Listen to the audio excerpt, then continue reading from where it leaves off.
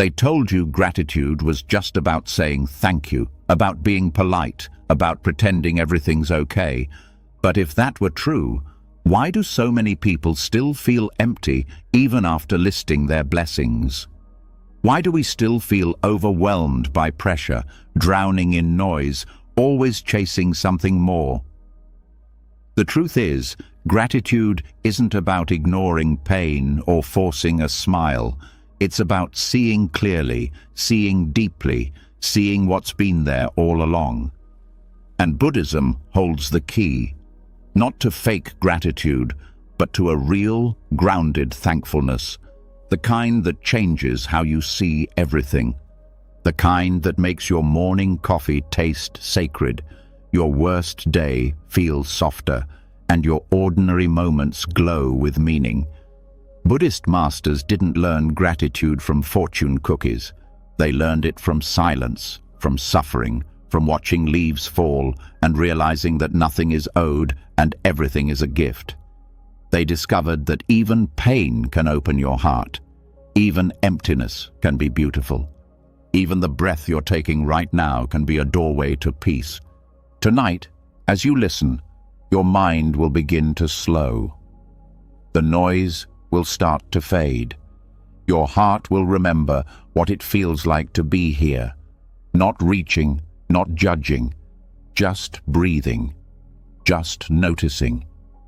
And when you wake up, something will feel different. You won't just feel thankful, you'll feel alive. This isn't just another bedtime story. This is a new way of seeing, a reset for your soul, a return to the quiet truth you've always known. Are you ready to remember what really matters? Let's begin. And now, as the noise begins to fade and the stillness of the night starts to wrap itself around your thoughts, we're going to explore one of the most quietly powerful truths in all of Buddhism. It's not dramatic. It doesn't shout. But once it enters your heart, it shifts everything. If there's one lesson that can unlock true gratitude, not just for what's good, but for what is, it's this one. There's a kind of appreciation that only grows when you stop trying to hold on to life so tightly, when you stop fighting time, when you stop demanding permanence in a world that was never built to last. That kind of appreciation, that deep, soul-opening gratitude, doesn't come from getting what you want. It comes from understanding that nothing and no one will last forever. That's the strange gift of impermanence.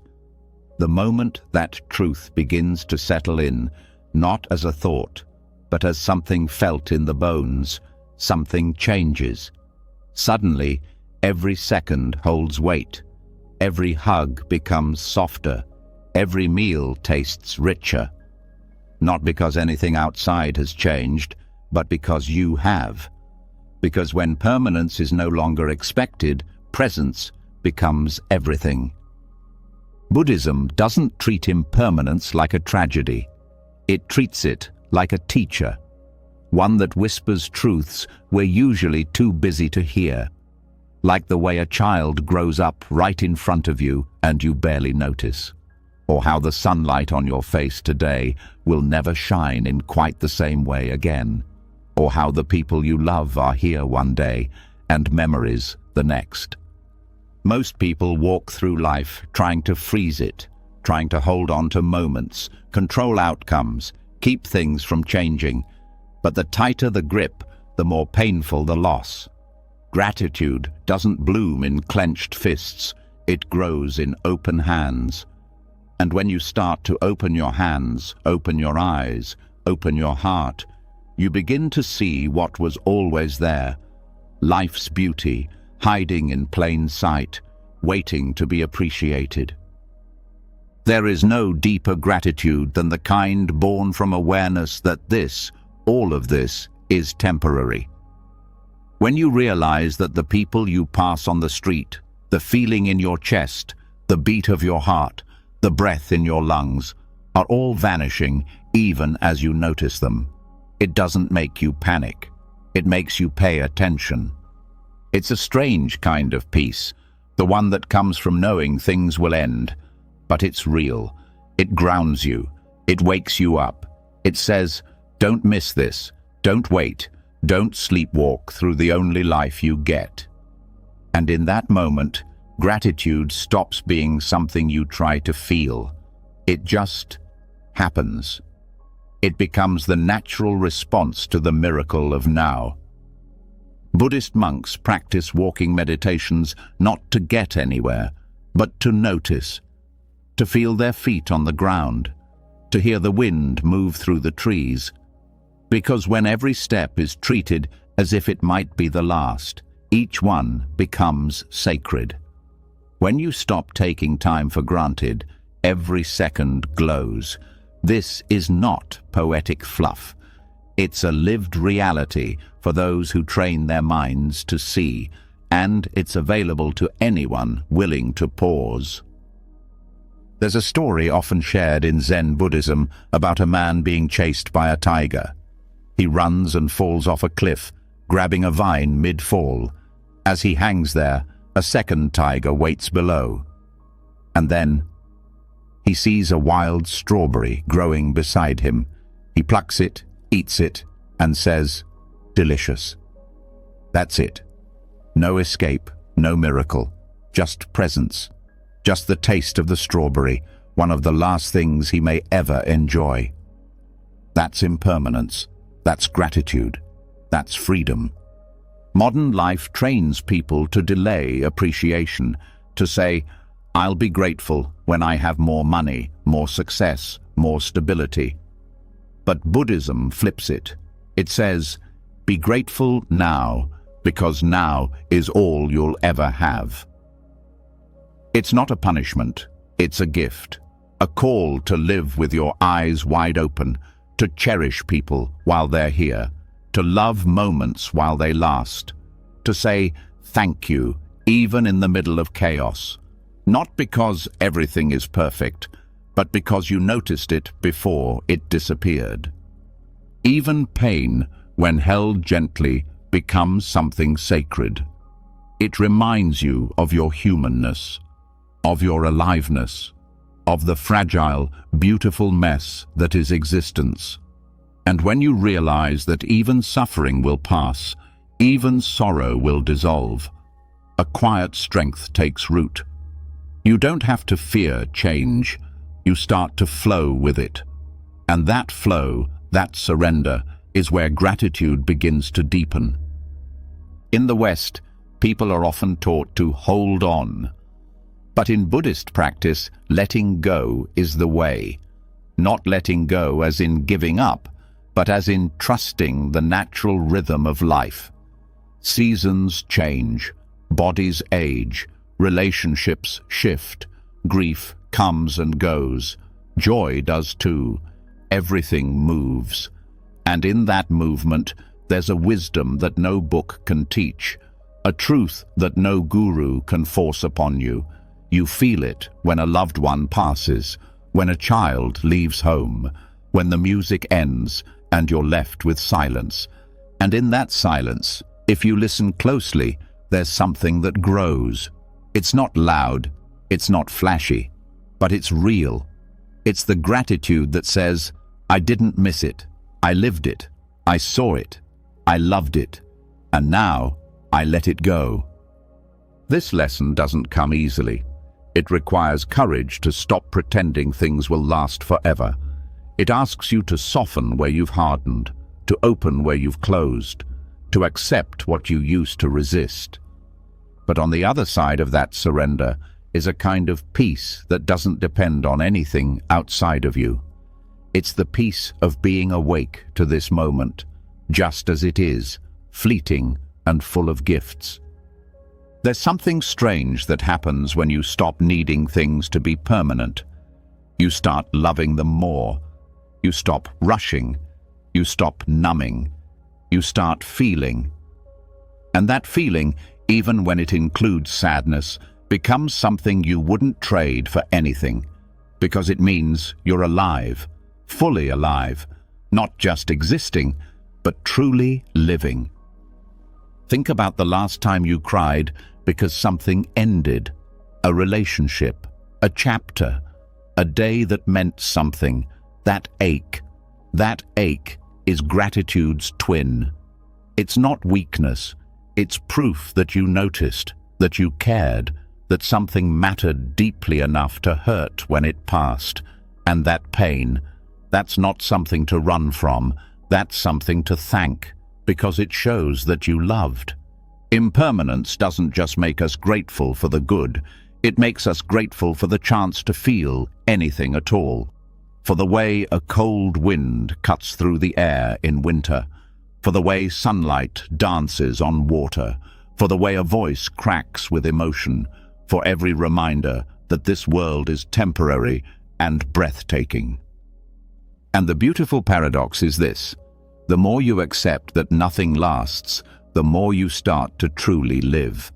You say, "I love you," more often. You listen more carefully. You stop waiting for the perfect moment and start living in the real one. You say yes to life, not because it's safe, but because it's short, and every second matters. So tonight, as you fall asleep, let this truth settle deep into your being. Nothing you have will last forever. No feeling, no problem, no possession, no person. And that's not a reason to despair. That's the reason to open your eyes wider, to hold your teacup with two hands, to feel the weight of the blanket on your body, to hear the rhythm of your breath. Gratitude begins where expectation ends, where you stop demanding permanence and start honoring presence. This is the wisdom Buddhism whispers through the teachings of impermanence, that life is not something to possess, it's something to participate in, fully, lovingly, briefly. And in that brief flicker of time between birth and death, there is everything. Let that be enough. Now breathe deeply, let your body relax, let your mind soften. And now, as that quiet truth of impermanence settles into your bones, the kind of truth that softens your grip on everything you thought you needed, the next question rises almost naturally. What about the hard days? What about the pain, the uncertainty, the disappointments that seem to strip the color from life? Gratitude in moments of beauty is easy. But what about when life feels heavy? This is where the heart of Buddhism reveals one of its most radical teachings: gratitude not after the storm, but during it. It's easy to be grateful when everything is going well. When there's a breeze on your skin, food on your plate, laughter echoing down the hallway. But what happens when things fall apart? When the job is lost, the relationship ends, the diagnosis comes, or the silence in the room feels unbearable. Gratitude then seems out of place, even offensive. And yet, that is where it holds the most power. Buddhism doesn't ask you to pretend things are okay when they're not. It doesn't ask you to smile through suffering. It asks you to sit with it, to stay, to breathe through the ache and look closer, not to judge it or wish it away, but to discover what it's teaching. Because discomfort, as strange as it sounds, is not the enemy. In fact, it's often the doorway to something deeper. The Buddha himself didn't begin his path by escaping suffering. His journey started by confronting it. Seeing sickness, old age, and death for the first time wasn't a curse. It was an awakening. The pain opened his eyes. And from that, an entirely new kind of wisdom was born. A wisdom that doesn't depend on constant joy to feel gratitude, but rather learns how to feel gratitude through the very act of being alive, in all its forms. Modern culture trains us to measure our happiness by how good we feel. But that's like judging a book by how shiny the cover is. Real life is not polished. It's messy, it's raw, and sometimes it's heavy. But in those moments, something sacred is also present, if we're willing to see it. Gratitude, when tethered to happiness alone, is fragile. It shatters the moment joy disappears. But gratitude that's grounded in awareness becomes unshakable. It doesn't depend on outcomes. It lives in presence. When life hurts, the question isn't, how do I escape this? The question becomes, what is this moment trying to teach me?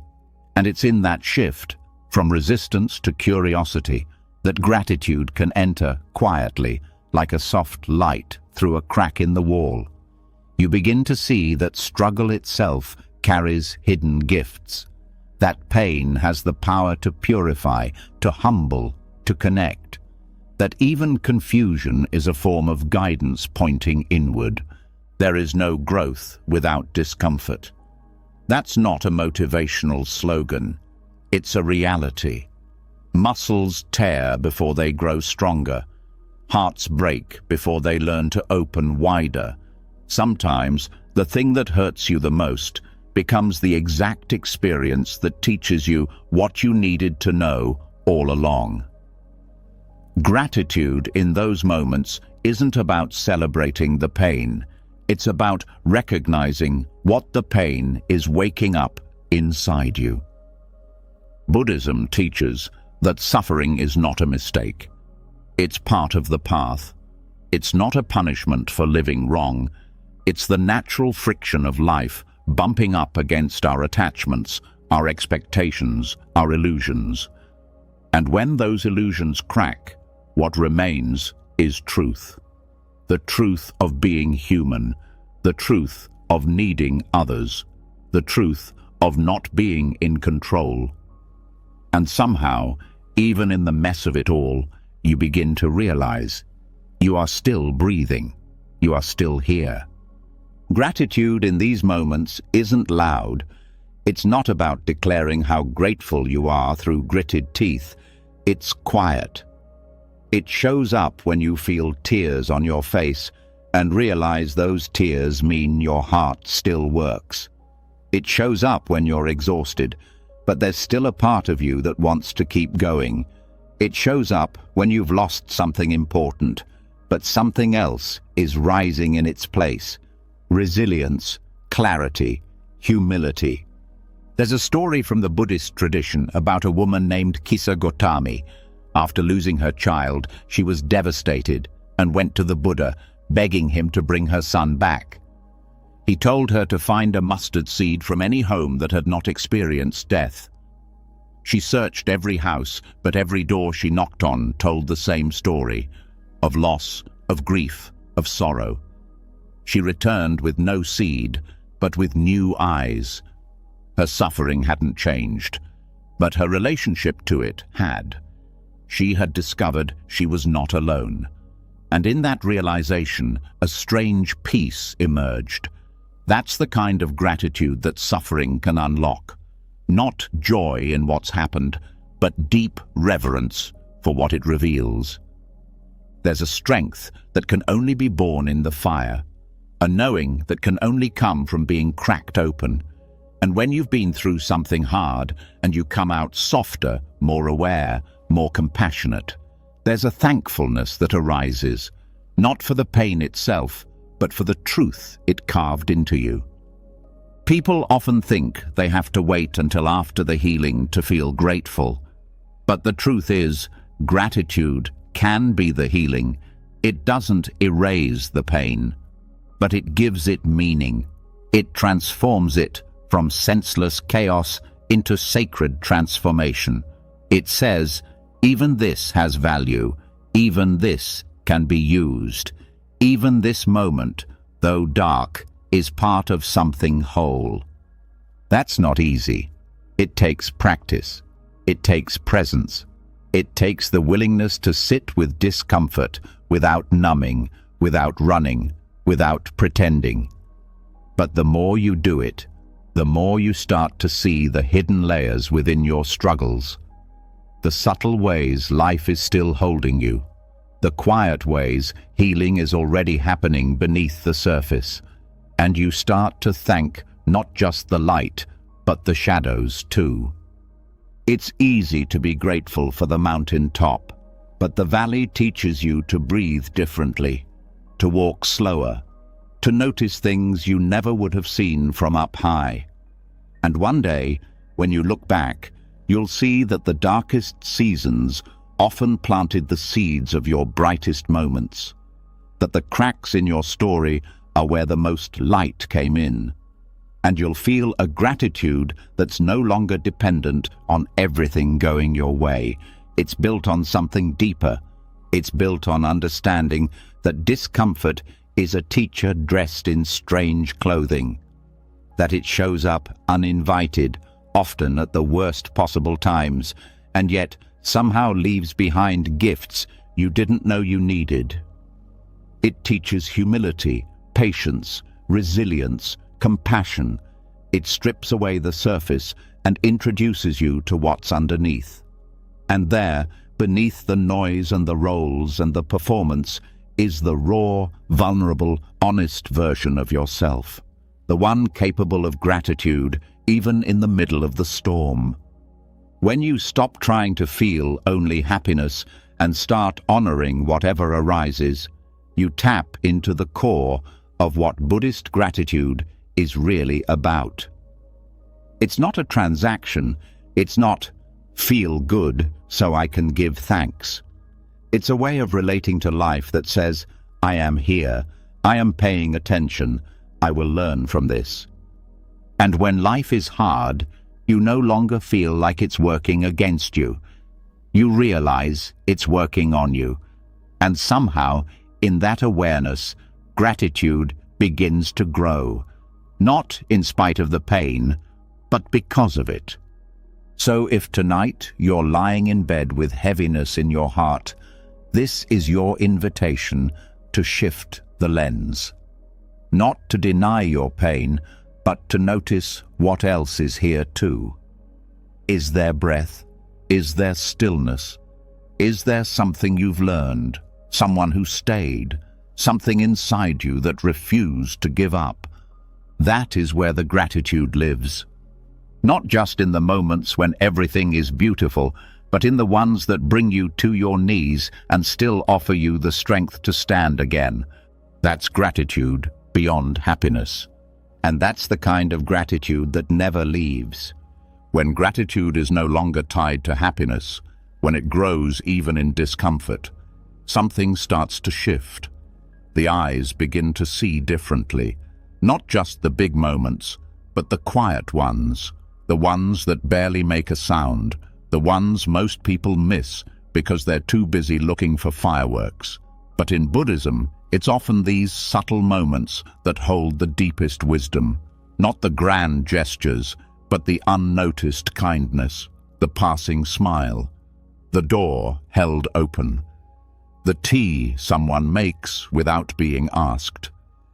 Tonight, we slow down enough to finally see them. There's a kind of blessing that never announces itself. It doesn't knock on the door. It doesn't post on social media. It walks gently through your day, leaving no trace except the warmth it leaves behind. These are the silent blessings, the unnoticed acts of kindness that stitch the fabric of life together in a way that no one ever teaches in school, yet everyone relies on. The person who lets you go first in line, the neighbor who waters your plants while you're away, the stranger who sees you're lost and offers directions without being asked. These things don't come with applause, but they carry a kind of sacred weight. Buddhism invites us to look deeper into these everyday exchanges. It teaches that the seeds of compassion and gratitude often bloom in the quietest soil. Most people are trained to recognize gratitude when something big happens, like getting a promotion or receiving a gift. But the mind that's awake to the present starts seeing blessings in between the headlines of life. The kindness that doesn't cost anything, but changes everything. Silent blessings are easy to miss because they don't interrupt you. They exist in the background, in places where attention rarely lands. But when the mind is trained in mindfulness, even the softest gestures become loud with meaning. The gentle nod from someone who recognizes your pain without needing to fix it. The friend who says, "I'm here," and means it. The way someone remembers your favorite drink and brings it without a word. These are not random acts. These are offerings. And when you begin to notice them, your life starts to feel rich in a way no possession could ever match. This awareness isn't automatic. It takes a certain slowing down, a willingness to be present, to see the way your life is supported in ways you never asked for and often didn't expect. You start to notice the person who answers your emails kindly even when you're stressed. The way someone cleans up after others without complaint. The fact that someone made the road you drive on smoother or the books you read clearer. All of it is connected, and all of it is worth noticing. Gratitude grows stronger the more it is practiced, and noticing silent blessings is one of the most powerful practices available, because it reshapes how you move through the world. Suddenly, the ordinary becomes sacred. The forgotten becomes important. The overlooked becomes treasured. You start to feel supported, not by some dramatic miracle, but by a million invisible kindnesses that surround you like air. In Buddhist psychology, this kind of awareness leads to mudita, appreciative joy. A joy that's not dependent on your own gain, but on witnessing good in the world. It's the feeling of seeing someone help another and feeling your own heart swell in response. It's the smile you give after watching someone pick up something another person dropped.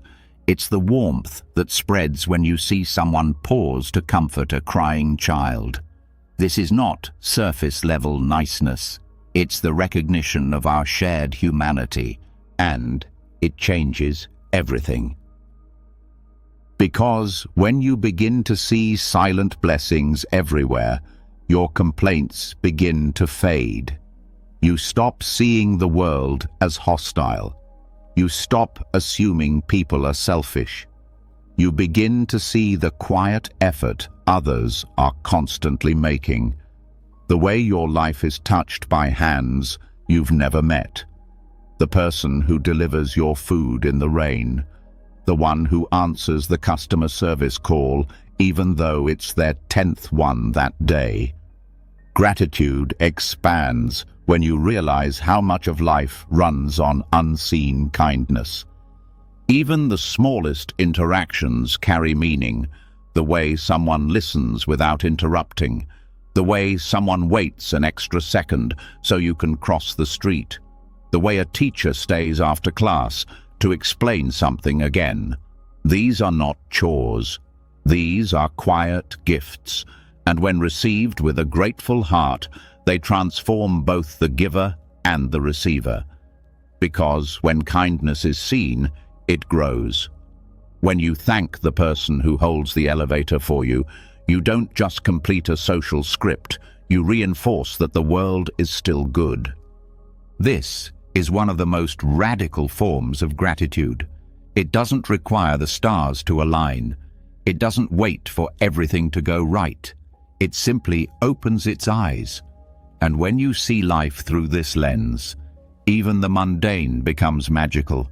The hand that steadies your cup, the friend who replies with patience, the stranger who smiles without reason.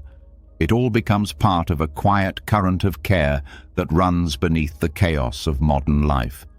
In Buddhism, this kind of attention is called sati, mindful presence.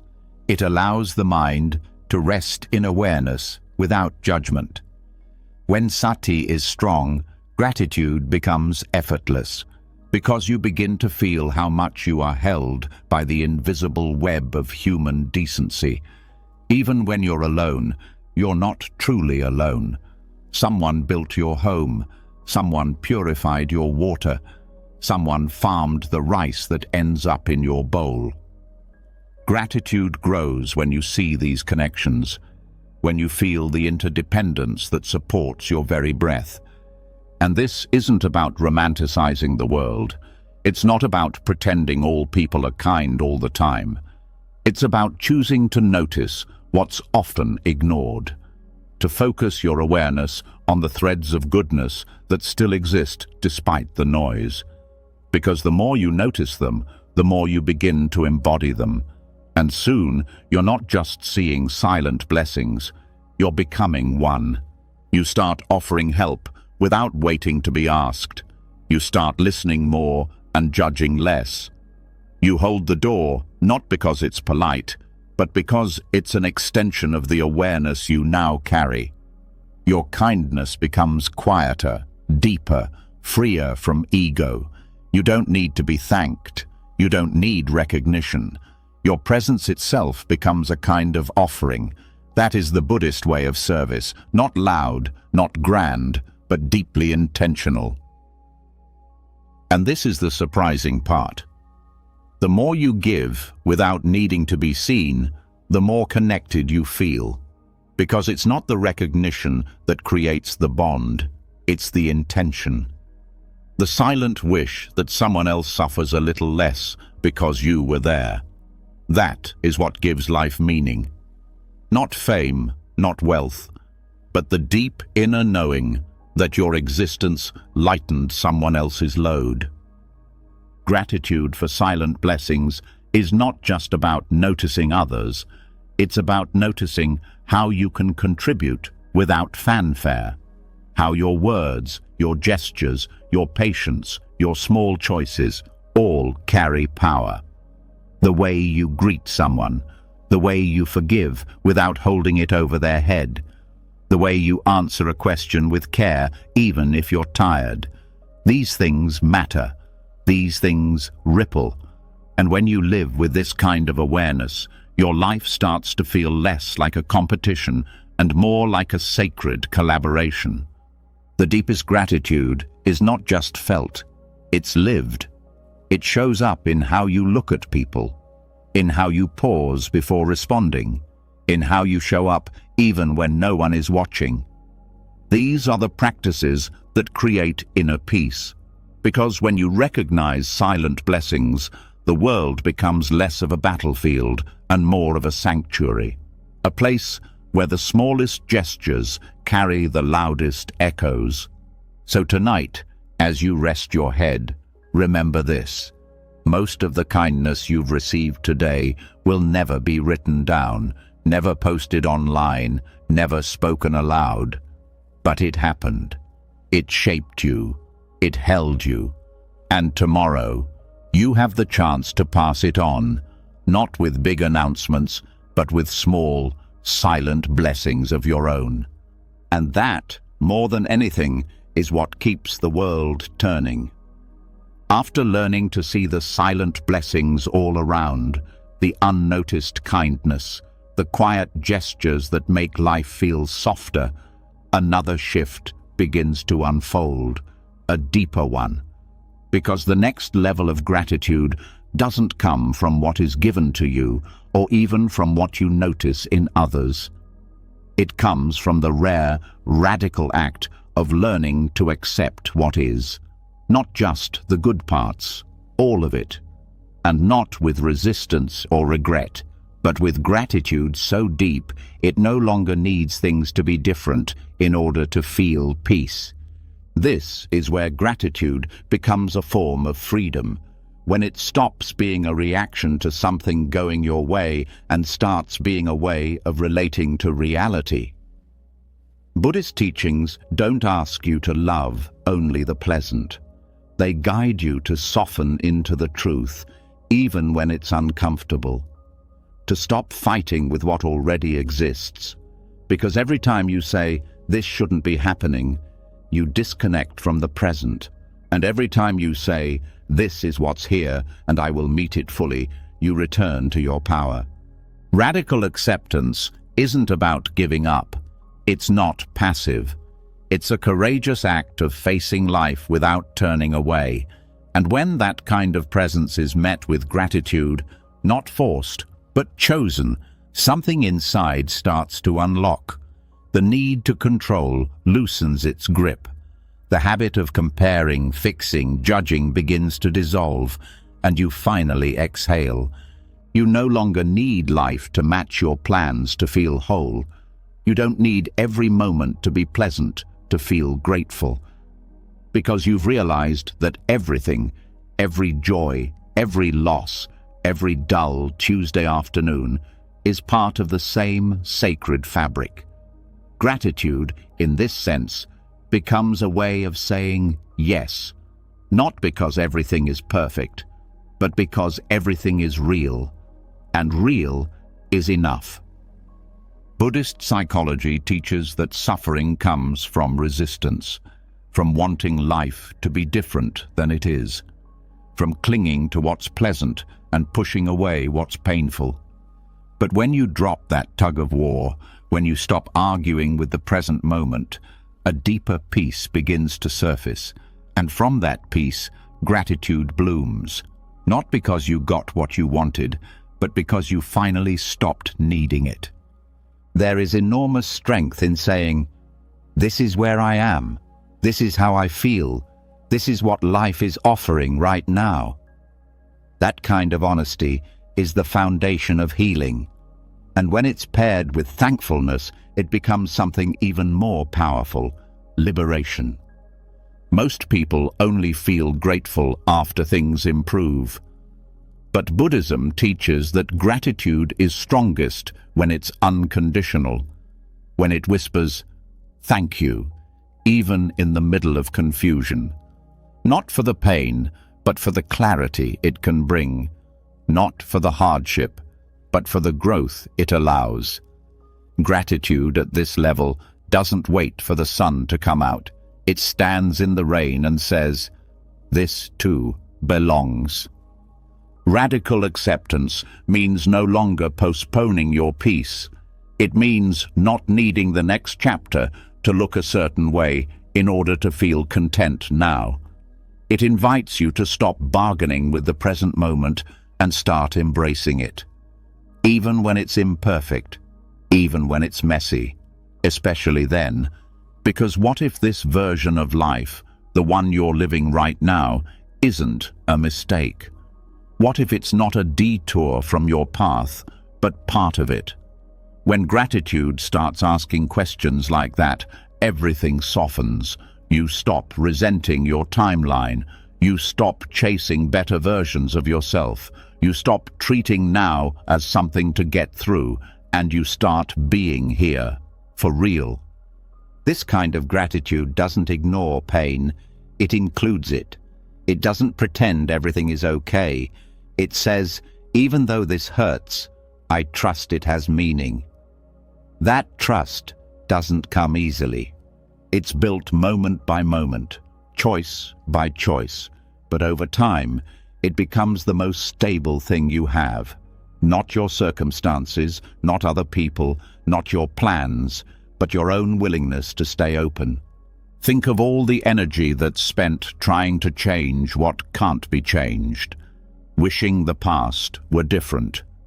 Worrying the future won't go how you hope. Judging your emotions as wrong. Judging your body as flawed. Judging your life as behind. Radical acceptance dissolves that entire cycle. It says, I will stop waiting for peace to arrive and start creating it from this exact moment. Gratitude becomes the tool that makes this possible. Because once you stop demanding life be different, you start to see what's already here. You begin to notice that your breath is still moving, that your heart is still beating, that the body you've spent years criticizing is carrying you through this experience, that the people in your life, even if they're imperfect, have shown up in their own way, and even when they haven't, you still made it. That's something to thank, not because everything worked out perfectly, but because you endured, you adapted, you continued. There's a Buddhist teaching that says, the path is not somewhere else, it's right under your feet. Gratitude for what is, not what might be, not what could have been, grounds you in that path. It returns you to the richness of this exact step, this inhale, this exhale, and that is the only place peace ever really lives. There's also a gentleness that comes with this kind of gratitude, the kind that releases you from the need to fix yourself all the time, the need to constantly upgrade, improve, optimize. Radical acceptance says, what if you're already enough? What if your worth isn't hidden in some future version of you? What if the fact that you woke up today is enough reason to be grateful? And what if the hardest parts of your life didn't break you, but revealed you? It's easy to be grateful when everything aligns. But that kind of gratitude is like sunlight. It disappears the moment clouds roll in. Radical gratitude is the moon. It shines even in the dark. It doesn't need perfect conditions to glow. It just needs your presence, your willingness to say, this is hard, but I'm still here, and that matters. Gratitude becomes radical when it refuses to abandon you in the storm, when it stays beside you in grief, when it whispers through tears, there is still something beautiful here. And sometimes that beauty is simple, the way a friend texts just to check in, the way your body carries you through a hard day, the way silence becomes soothing instead of scary. These aren't miracles, but they are everything. Acceptance doesn't mean liking everything. It means choosing to stop fighting with life. And gratitude helps you make that choice without bitterness. It allows you to look at your story, even the painful chapters, and say, this is mine. I lived it. I learned. I grew. And that softens the heart. It doesn't erase the past. It honors it, and it frees you to keep going with less weight.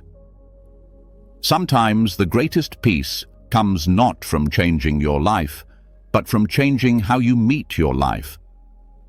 Gratitude becomes the language of that shift. It turns survival into reverence. It transforms judgment into compassion. It reminds you that this moment, as flawed as it is, still holds value. And when you begin to live this way, not just during the good seasons, but in the everyday, unpredictable, messy reality of life, you begin to trust again. Not because you know what will happen next, but because you know you'll meet it fully, with a heart that's open and a mind that's grounded in truth. That is radical gratitude. That is radical peace. And tonight, as you rest deeper into this moment, may this thought echo quietly inside you. Nothing needs to change in order for you to feel free. Because when you stop resisting life, you start receiving it, just as it is, just as you are. And that is more than enough. When you no longer need things to change in order to feel peace, and when you begin to say yes to life exactly as it is, something else starts to unfold. A deeper noticing, a subtler kind of beauty. The mind begins to settle. The noise becomes softer. And in that stillness, another kind of gratitude starts to reveal itself, not for what's happening next, but for what's happening now. Not the future you hope for or the past you miss, but the quiet richness woven into every ordinary moment you used to overlook. This is where gratitude deepens into presence, and this presence becomes the gift. There's a kind of joy that doesn't come from achievements or approval or dramatic events. It comes from the five senses, from being fully where you are, feeling the texture of the air as it touches your skin, hearing the soft hum of life moving around you, noticing the warmth of a blanket, the way your breath moves in and out, the subtle flavor of water on your tongue. These are the invisible gifts of the present moment, tiny details so easy to miss, yet so powerful when finally seen. Buddhism teaches that the present moment is not a stepping stone, it is the destination. And yet most people spend their lives racing past it, searching for something more. But more doesn't exist in the future. More is found in what's already here, hidden beneath the surface of what looks like nothing. When you begin to notice your senses, truly notice, you realize how much life is already offering. Not through noise, but through stillness. Not through quantity, but through depth. This doesn't require a retreat in the mountains or silence in a monastery. It just takes one breath, one bite of food tasted fully, one step walked slowly. Gratitude grows when you allow the world to touch you again, not as a concept, but as a real, living thing. The body becomes a doorway, the breath becomes a teacher, and everything starts to feel alive.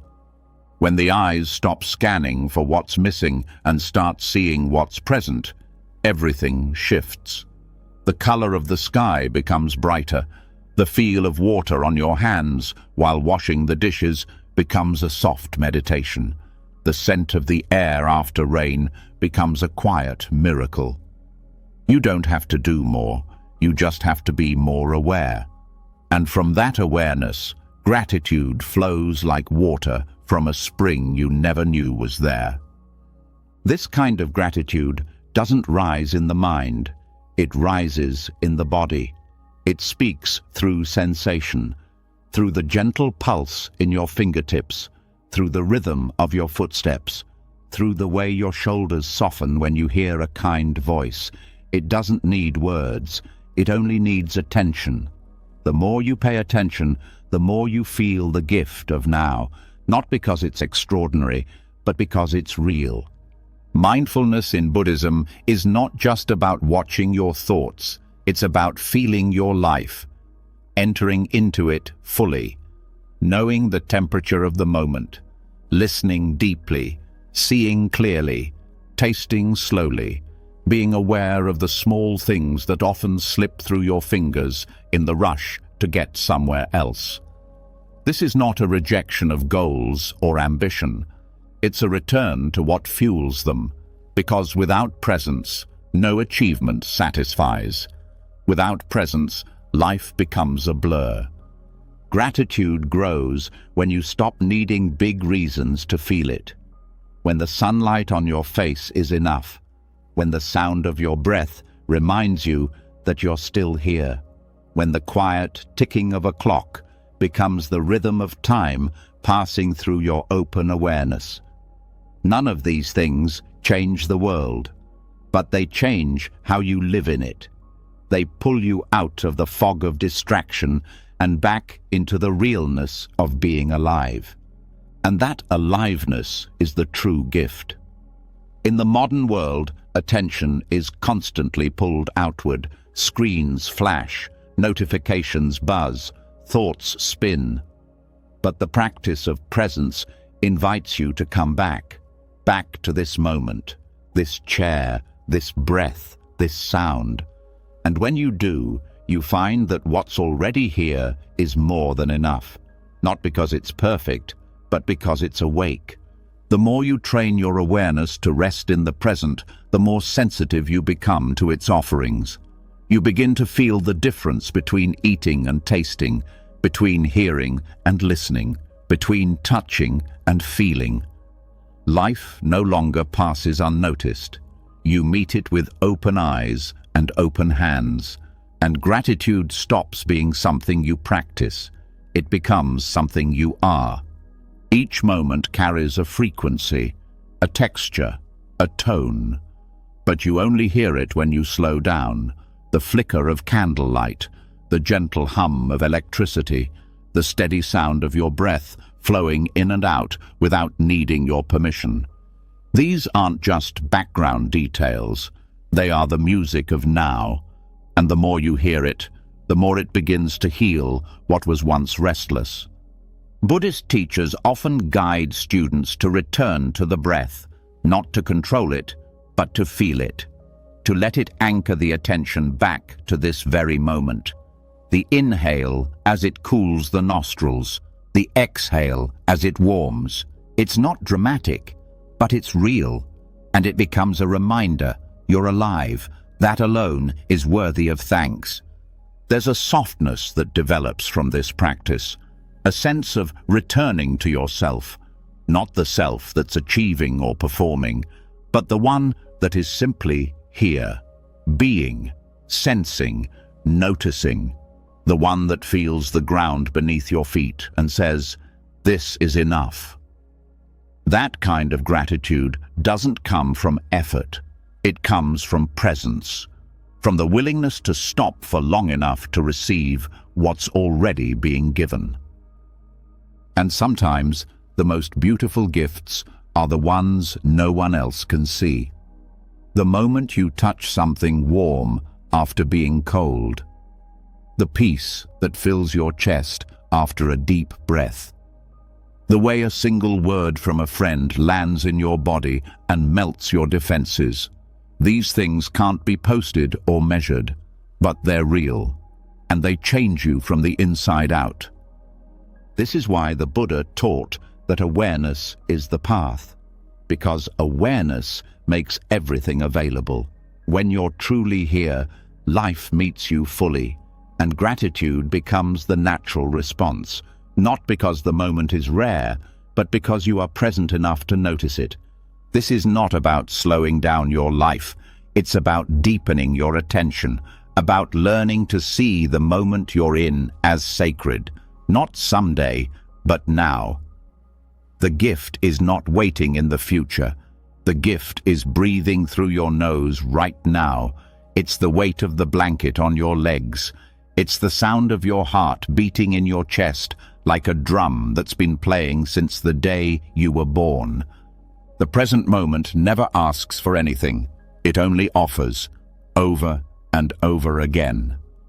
And when you begin to see what it's giving, without noise, without flash, without needing to prove anything, you stop craving more. You stop chasing what's already here, and you start receiving with full awareness, with an open heart. So tonight, let this be your only task, not to plan or analyze or fix anything, just to feel, to notice, to receive the invisible gifts of now, the ones that are waiting in the silence, in the softness, in the space between thoughts. They're not loud, they're not urgent, but they are always, always there. And when you begin to feel them, you won't need anything else to be different. You'll just be here, and here will finally feel like home. When the present moment finally becomes enough, when the sound of your breath, the warmth of your skin, the softness in the quiet is seen not as background noise, but as life itself, something even deeper begins to rise, a deeper tenderness, a deeper truth. Because what often brings us closest to presence is not what we gain, but what we lose. And while gratitude in comfort feels sweet, the kind found in loss has a gravity that can't be described. It must be felt. It opens you, it humbles you, and strangely, it has the power to awaken the most profound thankfulness you've ever known. Loss is not a concept. It is an experience that moves through the body. It's the silence after a voice goes missing, the stillness where laughter once lived, the ache where familiarity once gave you something to hold. Whether it's the death of someone you love, the end of a relationship, the fading of a dream, or the slow vanishing of your former self, loss never knocks politely. It enters without warning and rewrites the shape of your world. Buddhism doesn't deny loss. It doesn't sugarcoat it or dress it up. It meets it directly. The teachings begin with the first noble truth. Life involves suffering, not to depress or discourage, but to speak honestly about what it means to be human. And within that honesty is the seed of awakening, because when we stop pretending we're immune to loss, we stop being surprised by it. And when we stop being surprised, we start paying closer attention to what's still here. Gratitude through loss doesn't come from denying pain. It comes from fully feeling it. From letting the sadness say what it needs to say. From holding the grief gently, like a guest who didn't plan to stay but needs to be seen.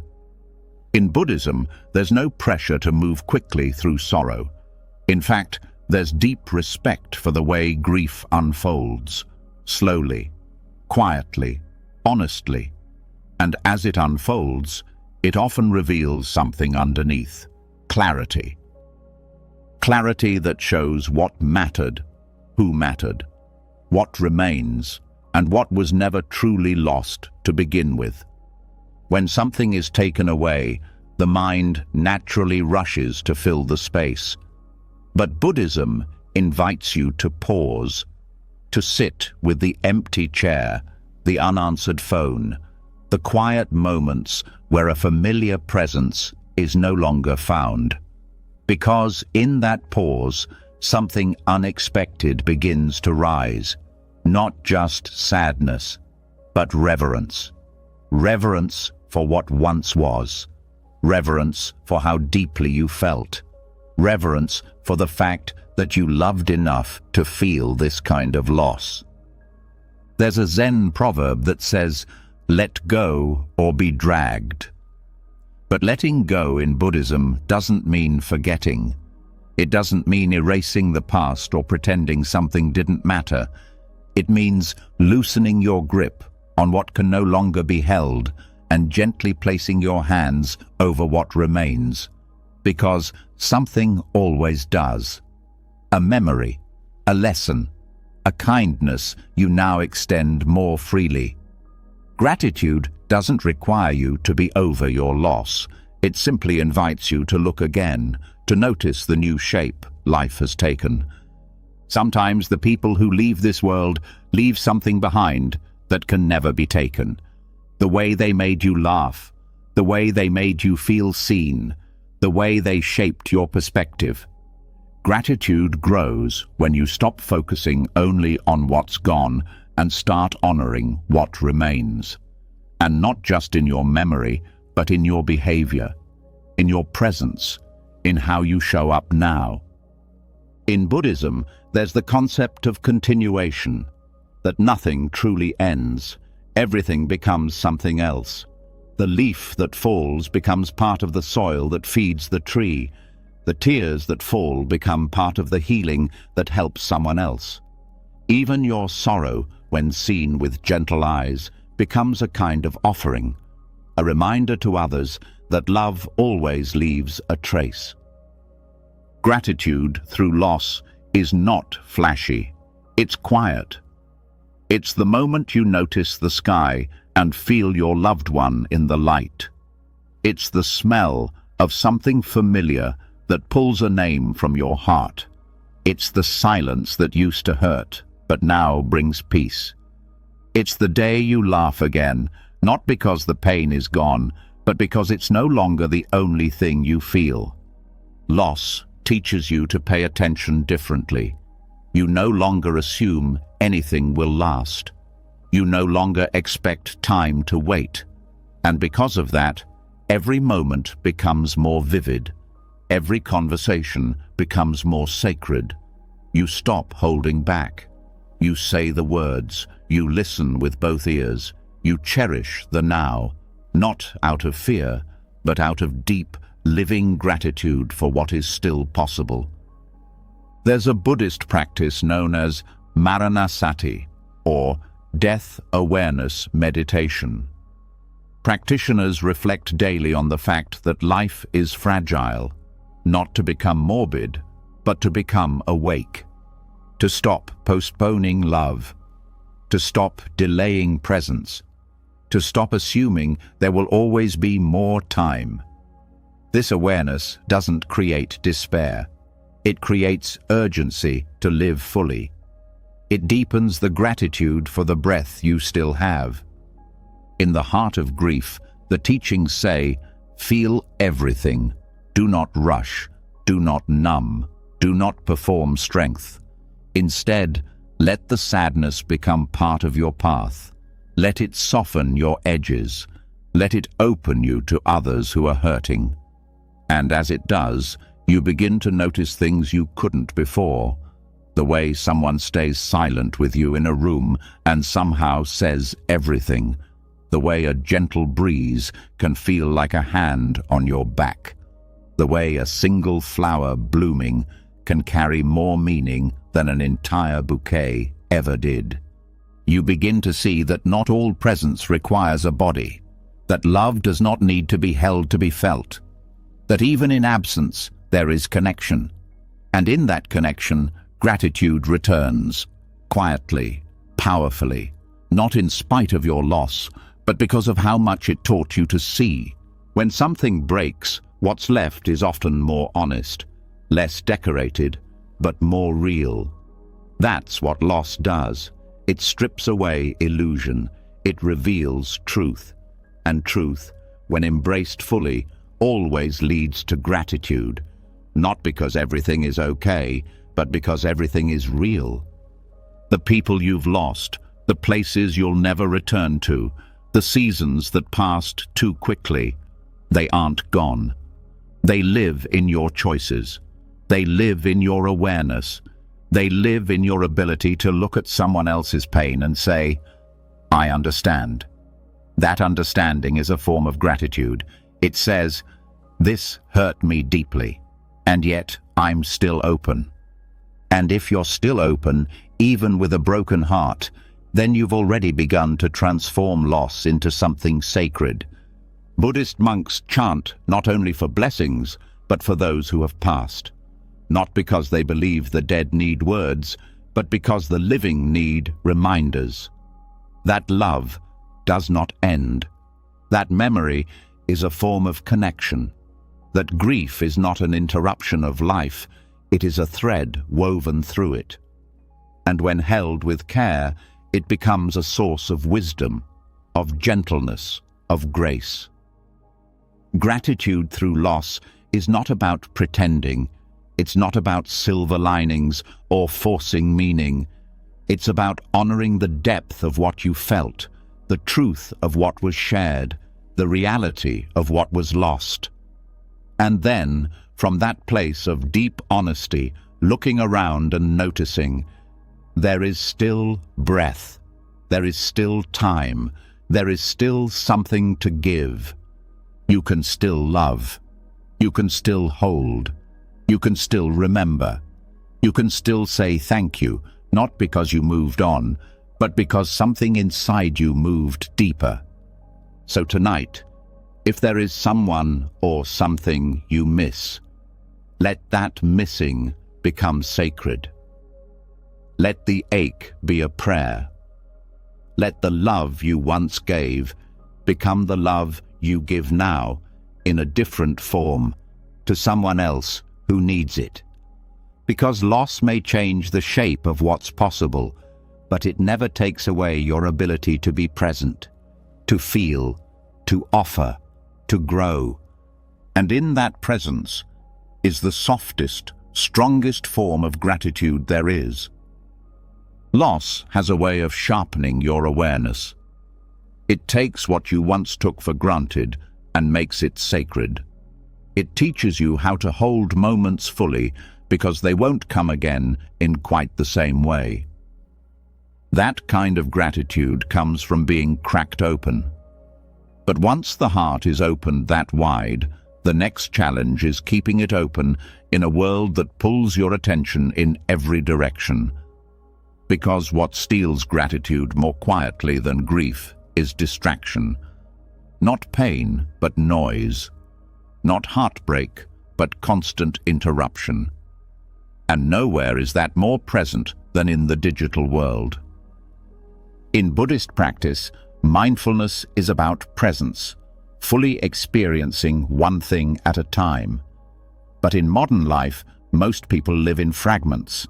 One eye on the screen, one hand on the phone, a dozen tabs open in the background of the mind.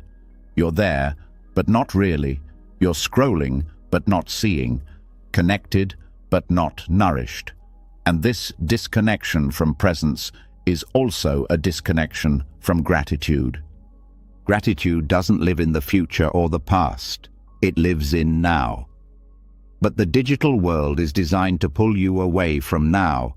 It feeds on urgency, novelty, comparison. It distracts you with updates, notifications, dopamine hits that feel satisfying for a second, but leave behind a deeper hunger. The kind of hunger that no screen can ever feed. You check the phone again, and again, and again. But what you're really looking for is peace, and peace can't be downloaded. Gratitude requires depth, and screens often keep you at the surface. You scroll past someone's pain, someone's joy, someone's story, and your mind never stops to feel it.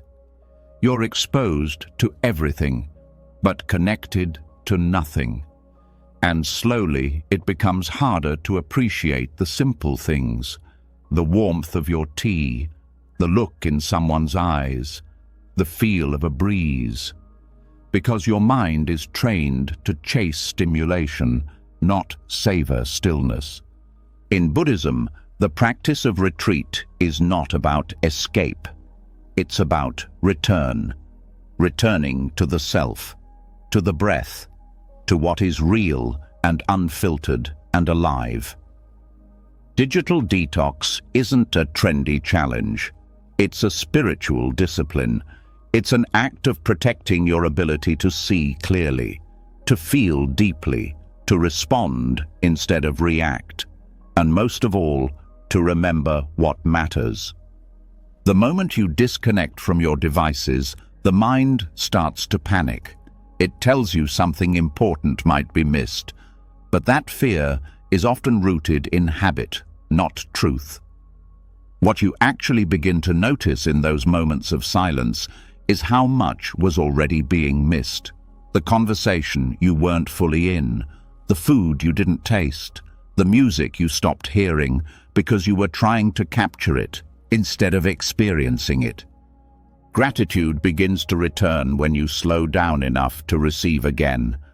The mind starts to breathe, the senses open, and suddenly something as ordinary as the sun on your skin feels extraordinary again. That's the power of attention, and technology, while useful, trains you to divide it. Gratitude grows when you reclaim it. Buddhist monks often live without personal phones, not because they reject modernity, but because they've chosen depth over distraction. They understand that attention is sacred, that where your awareness goes, your life goes, and if all your awareness is being siphoned into artificial urgency, then your real life, the one that can actually be touched, is happening without you.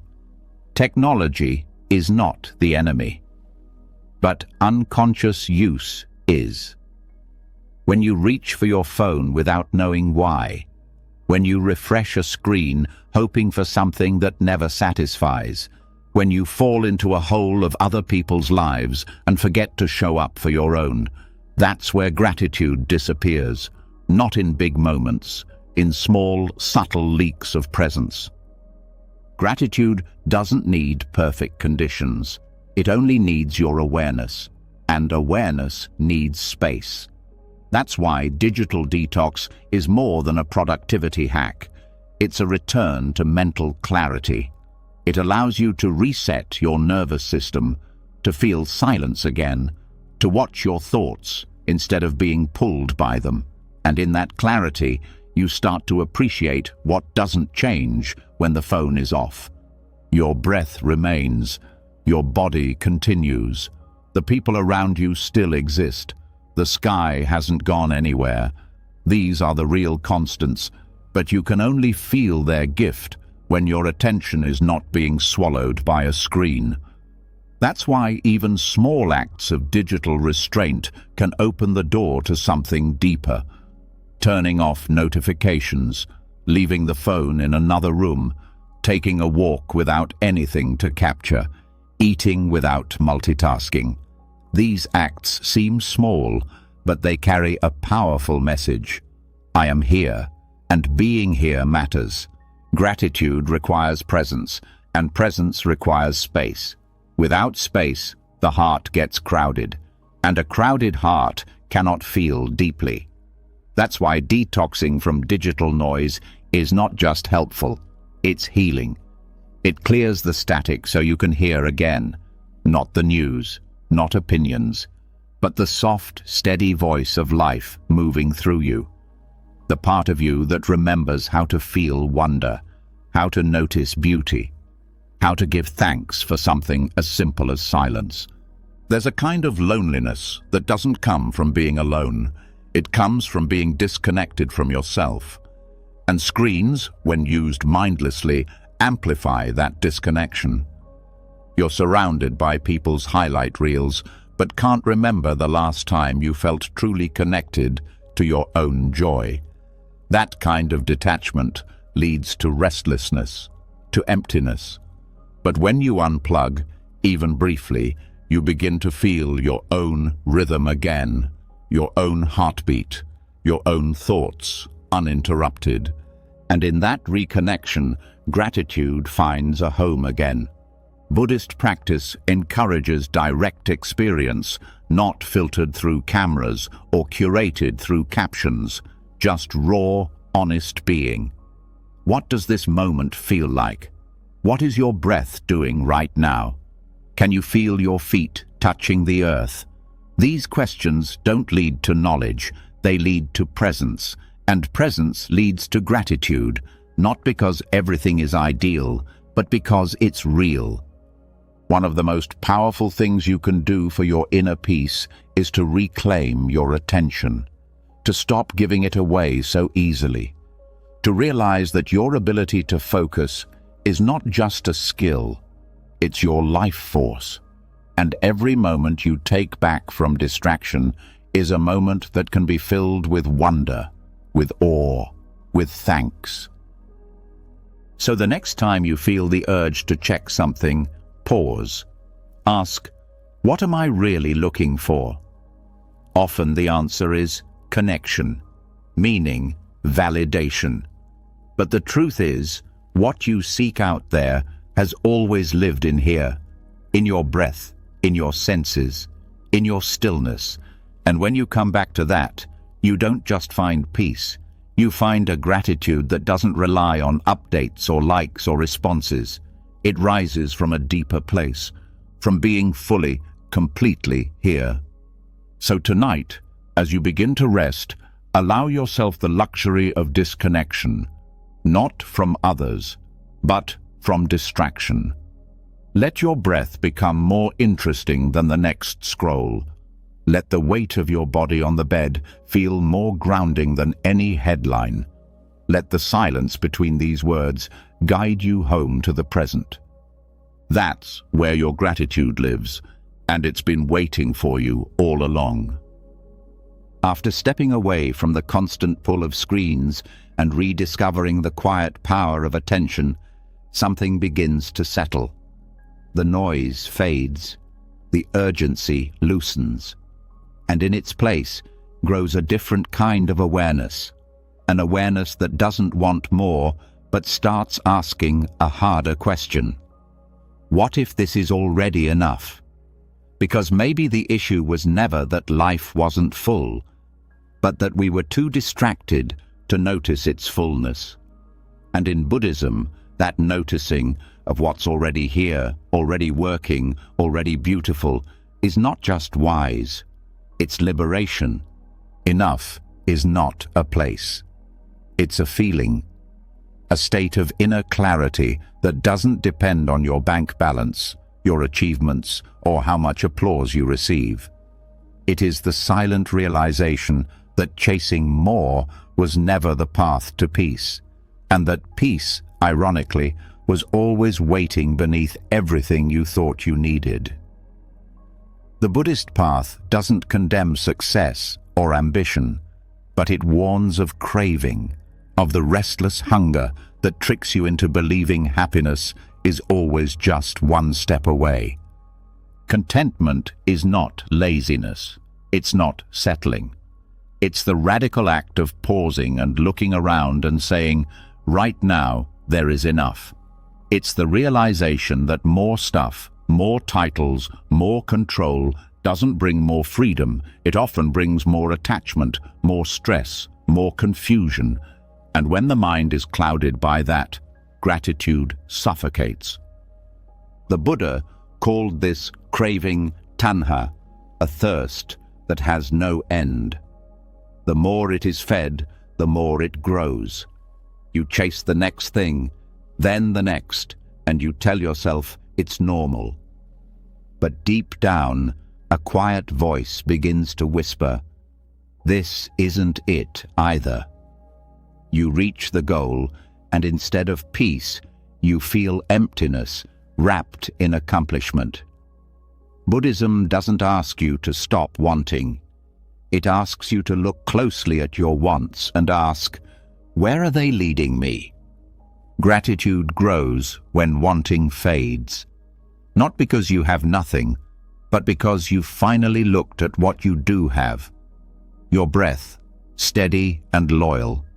A mind, capable of reflection and change.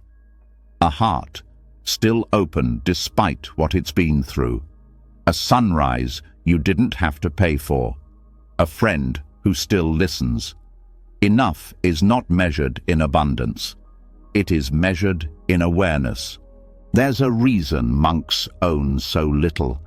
It's not about rejecting comfort. It's about not needing excess to feel alive. When the mind is trained to see enough in the smallest things, joy becomes easy to access. A simple bowl of food becomes a blessing. A quiet walk becomes a celebration. You begin to see that you are not poor in experience. You've just been overlooking the value of what's already in your hands. Modern culture thrives on dissatisfaction. You are constantly told to upgrade, enhance, hustle, improve. That message is relentless. Who you are is not enough. What you have is not enough. Where you are is not enough. And when that belief settles in your bones, even success feels hollow, even beauty feels dull. But Buddhism points to the opposite truth.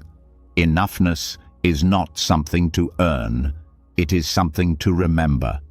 When you stop trying to outrun your life, you start living it. You taste your food instead of inhaling it. You look into someone's eyes and see their soul instead of their utility. You sit down without guilt. You wake up and feel the sheets against your skin and think, what a gift it is just to be here. That's not poetic. That's presence. And presence is what gives rise to the kind of gratitude that lasts. The mind conditioned by craving is always scanning for what's missing, but the mind trained in contentment is looking for what's here. And what's here, once you stop overlooking it, is a kind of quiet magic. You don't need to be the best to feel peace. You don't need to have the most to feel whole. You don't need to be constantly improving to feel worthy.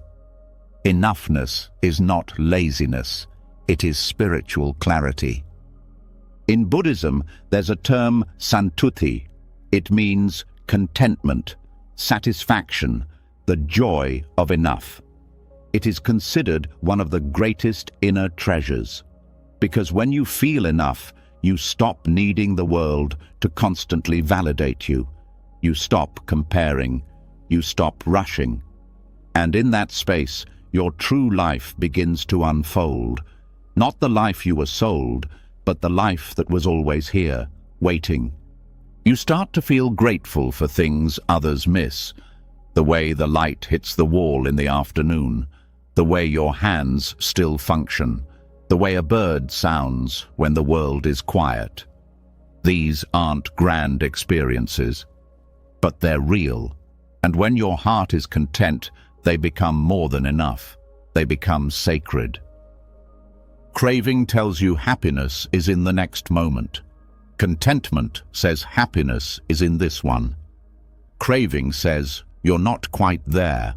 Contentment says you already are. Gratitude born from contentment isn't loud.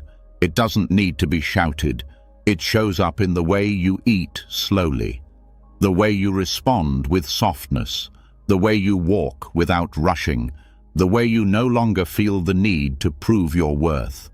And yet, choosing enough is hard, because it means stepping out of the race. It means disappointing the parts of your mind that want more applause, more status, more approval. It means accepting that this version of life, the one with its flaws and its mess and its imperfections, is not lacking anything essential. That takes courage, it takes presence, but it also brings peace. Monastics chant gratitude for simple things, a robe, a meal, a place to rest, not as a ritual of poverty, but as a practice of awakening. Because when you train your mind to see enough, you begin to see clearly. You see that joy doesn't come from stacking pleasures. It comes from noticing the ordinary and choosing to treat it as extraordinary. You no longer need the perfect meal to enjoy eating. You don't need the ideal relationship to feel love. You don't need a new life to be grateful for the one you already live. You begin to understand that enoughness is not a compromise.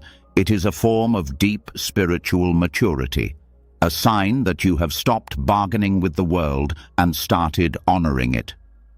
That's where gratitude becomes effortless, not a reaction to something going right, but a way of being with what is. When you feel the sun on your skin, when you hear someone laugh, when you sip water and feel it cool your throat, your heart says thank you. Not because you got more, but because for once you didn't need more. The practice of enough isn't about cutting things out. It's about cutting through illusion. It's seeing clearly that the next purchase, the next compliment, the next milestone will not bring what you thought it would. It may be enjoyable, but it won't complete you, because you were never incomplete to begin with. Gratitude helps you remember that. When you feel enough, you also begin to give more, not because you're overflowing with excess, but because you're no longer afraid of lack. You share more freely. You listen more patiently. You offer kindness without needing recognition. That's the secret. Contentment doesn't lead to stagnation. It leads to generosity. Because once you stop hoarding life, you start participating in it. You begin to see that your enoughness allows others to feel safe, that your grounded presence gives permission for others to stop performing, that your stillness has more power than your ambition ever did. That's the quiet revolution of gratitude born from enough. It doesn't shout or dominate. It simply radiates peace. And tonight, as your breath slows and your body sinks into rest, you don't have to reach for anything else. You don't have to fix anything before feeling grateful. You don't have to earn the right to relax. This moment is enough. This silence is enough. This life, with all its beauty and brokenness, is enough. And so are you. When the chase for more finally quiets down and the heart rests in the simplicity of enough, something rare begins to surface. A stillness that had been waiting underneath all along. Not boredom, not loneliness, but silence. And in that silence, a new kind of space opens up. space that isn't asking to be filled, but simply noticed. Because there's a kind of gratitude that doesn't come from what surrounds you, but from what lives within. And Buddhism invites us into that space not as a punishment, but as a path. A path where solitude becomes sanctuary, and being alone becomes a blessing instead of a burden. In a world that constantly equates being alone with being unwanted, this might sound unfamiliar. But Buddhist teachings see solitude not as something to escape, but as something to befriend. Not isolation, not exile, but the sacred company of your own presence. It's there, in the absence of noise and distraction, that the most overlooked kind of gratitude can finally begin to take root. The kind that doesn't depend on who's around or what's happening, but on the stillness that reveals what's always been inside. Solitude is not emptiness, it's space. Space to see your own thoughts without interference, space to feel your own breath without distraction, space to explore who you are when no one is watching. And in that honest space, something starts to shift. The discomfort begins to ease, the mind softens, and without the need to perform, a quiet truth begins to speak. You are already whole. Buddhist monks often spend long periods in silence, not as withdrawal from life, but as a deep engagement with it. They walk slowly. They eat mindfully. They sit with their own minds hour after hour, not to escape the world, but to understand it more clearly. They're not running from people. They're returning to the self beneath all the roles and labels. And that return brings clarity, not in grand revelations, but in subtle recognitions. Gratitude for being, for breathing, for awareness itself. Solitude teaches you to appreciate your own company. It reveals how much energy has been spent managing others' expectations, reactions, and opinions. It returns you to something simpler. The feeling of your feet on the ground, the warmth of the sun on your skin, the sound of your own laughter when no one else is in the room. These things are not small, they are deeply grounding. And when you notice them, gratitude doesn't have to be summoned, it arises on its own. Modern life treats solitude like a problem to fix. You're encouraged to fill the silence with noise, the stillness with scrolling, the space with stimulation. But when you constantly avoid being alone, you never get to know who you are without influence. You miss the chance to hear your own truth, and you miss the chance to discover that your own presence, when fully felt, is more than enough.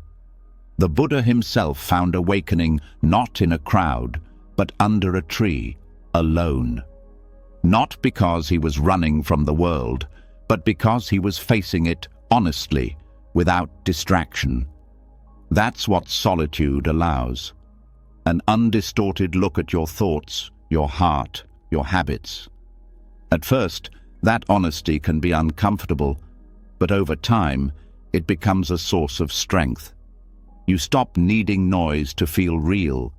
You stop needing others to feel valid. You start learning the difference between aloneness and loneliness. Gratitude in solitude is subtle. It's the soft thank you whispered when you wake up and realize no one needs anything from you. It's the deep exhale you take when you're not performing or proving. It's the strange, peaceful joy of hearing your own thoughts and not needing them to be different. It's a kind of internal spaciousness that doesn't depend on external validation. Buddhist teachers often say that the deepest companionship you'll ever know is with your own mind. If that relationship is neglected, no amount of socializing will soothe the underlying discomfort. But when it's cultivated, when you begin to treat yourself with the same warmth and curiosity you offer others, solitude stops being a punishment. It becomes nourishment. One of the greatest gifts of solitude is that it slows time. Without the constant pressure of conversation, performance, or schedules, you begin to notice the passing of moments more deeply. You hear the birds. You notice the wind. You start to remember things you didn't know you forgot. The world doesn't speed by. It unfolds slowly, gently. And in that slowing down, you become more present. And presence is what transforms ordinary experience into something worth thanking. There's a practice in Buddhist meditation called noble silence, a period where practitioners refrain from speaking, not just to others, but even internally. The mind becomes less busy, the heart more attuned. In that silence, many people begin to feel an unexpected gratitude, not for anything new, but for everything that was always there but never noticed. The weight of your own hand, the temperature of the air, the steady rhythm of breath. These are not signs of emptiness, they are evidence of life. And when life is seen with clarity, gratitude becomes the only honest response. Solitude also reveals the ways you've been running, not from the world, but from yourself. From unprocessed feelings, unresolved memories, unattended truths. But in solitude, those parts of you have room to breathe. They come forward not to overwhelm you, but to be acknowledged. And when they are, something softens, the walls drop, the pretending ends, and gratitude emerges, not for the pain, but for the permission to finally feel. Over time, solitude becomes less about being alone and more about being whole. You begin to see that the emptiness you feared was not a void, but a space waiting to be filled with awareness, gentleness, and care. You see that joy doesn't always require company. That insight doesn't need noise. That peace doesn't arrive through approval. It comes through presence. You also begin to see others differently. When you've spent time alone, you stop needing others to complete you. You meet them with more authenticity, more generosity, more freedom. You don't need them to fill your silence. You invite them into it. Your relationships improve, not because you say more, but because you listen better.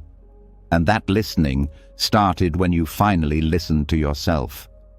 Solitude teaches you to hold your own hand, to comfort your own heart, to cheer yourself on when no one is looking. And in that self-honoring, gratitude becomes a quiet companion. A thank you for the resilience that brought you here. A thank you for the stillness that holds you now. A thank you for the courage to be with yourself when it would have been easier to run. You begin to discover that some of the most healing moments in life don't happen in crowds.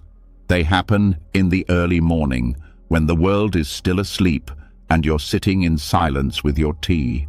They happen when you take a walk without your phone and realize the trees have been trying to talk to you. They happen when you cry alone, not because you're broken, but because you finally stopped holding everything in. That's the gratitude of solitude. It's not flashy. It's not something you can post about. But it's real, and it changes you. So tonight, if you find yourself alone, let it be sacred. Let the silence be a doorway. Let the space around you become a mirror. You are not missing anything. You are returning to breath, to presence, to the quiet strength that's been waiting for you all along. And that is more than enough to be grateful for. Solitude reveals the fullness of presence. It strips away the noise, the rush, the constant need to respond, and it teaches you to hear again, to feel again, to honor the quiet gifts of simply being alive. But there's one place where that presence can take on even deeper meaning, one daily ritual that is often rushed, often ignored, and yet holds the power to reconnect you to life itself. Eating. Because in every bite, there's a story, a history, a chain of life that has moved across fields, hands, air, and time to reach your plate. And when seen clearly, eating becomes more than nourishment. It becomes a prayer of gratitude. The act of eating is one of the most overlooked opportunities to practice mindfulness. In modern culture, it's often done with a screen in front of the eyes or a task list in the mind. It becomes automatic. Chew, swallow, move on. But in Buddhist thought, eating is sacred, not because of what is eaten, but because of how it's received. It's a chance to pause, to feel, to return to the body, and most of all, to recognize the interconnection that makes each meal possible. The first step in mindful eating is to stop, to actually look at the food in front of you and recognize that it didn't just appear. Someone grew it, someone harvested it, someone packed it, someone transported it, someone prepared it. Countless lives, seen and unseen, contributed to what is now resting in your hands. That awareness shifts the experience. The meal becomes more than a routine. It becomes a reminder of how deeply everything is connected. Buddhist monks begin their meals with reflection, not as a formality, but as a way of aligning the heart with gratitude. They ask, "Am I worthy of this food? Have I contributed today? Will I eat with mindfulness, not greed?" This reflection isn't about shame, it's about awareness. It invites the eater to slow down, to honor the food, and to meet it with presence rather than mindlessness. When you take your first bite with awareness, something changes. The flavor deepens, the texture becomes clearer, the experience becomes richer, and this richness isn't because the food changed, it's because you did. The gratitude grows not just for the taste, but for everything that had to happen for you to taste it at all.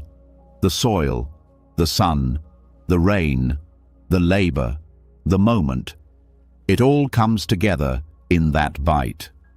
Gratitude through mindful eating isn't limited to gourmet meals. In fact, the simplest foods often reveal the most.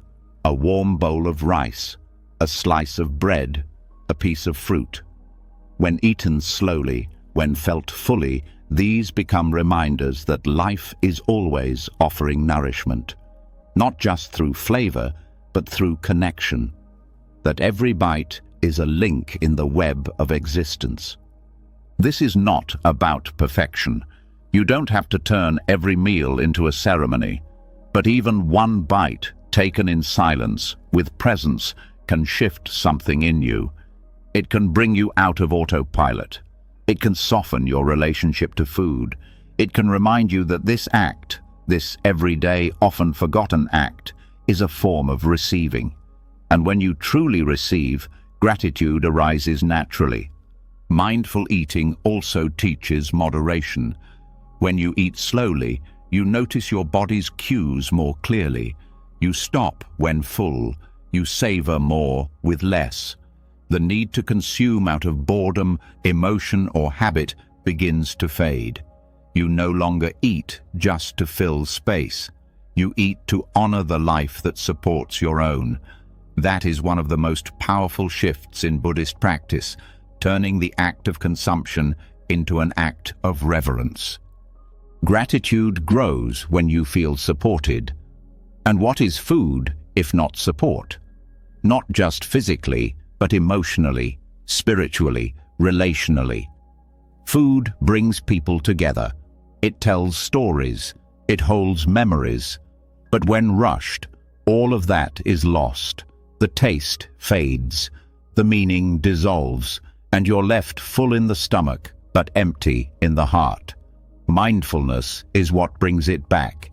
Eating with presence also allows you to confront your patterns with compassion.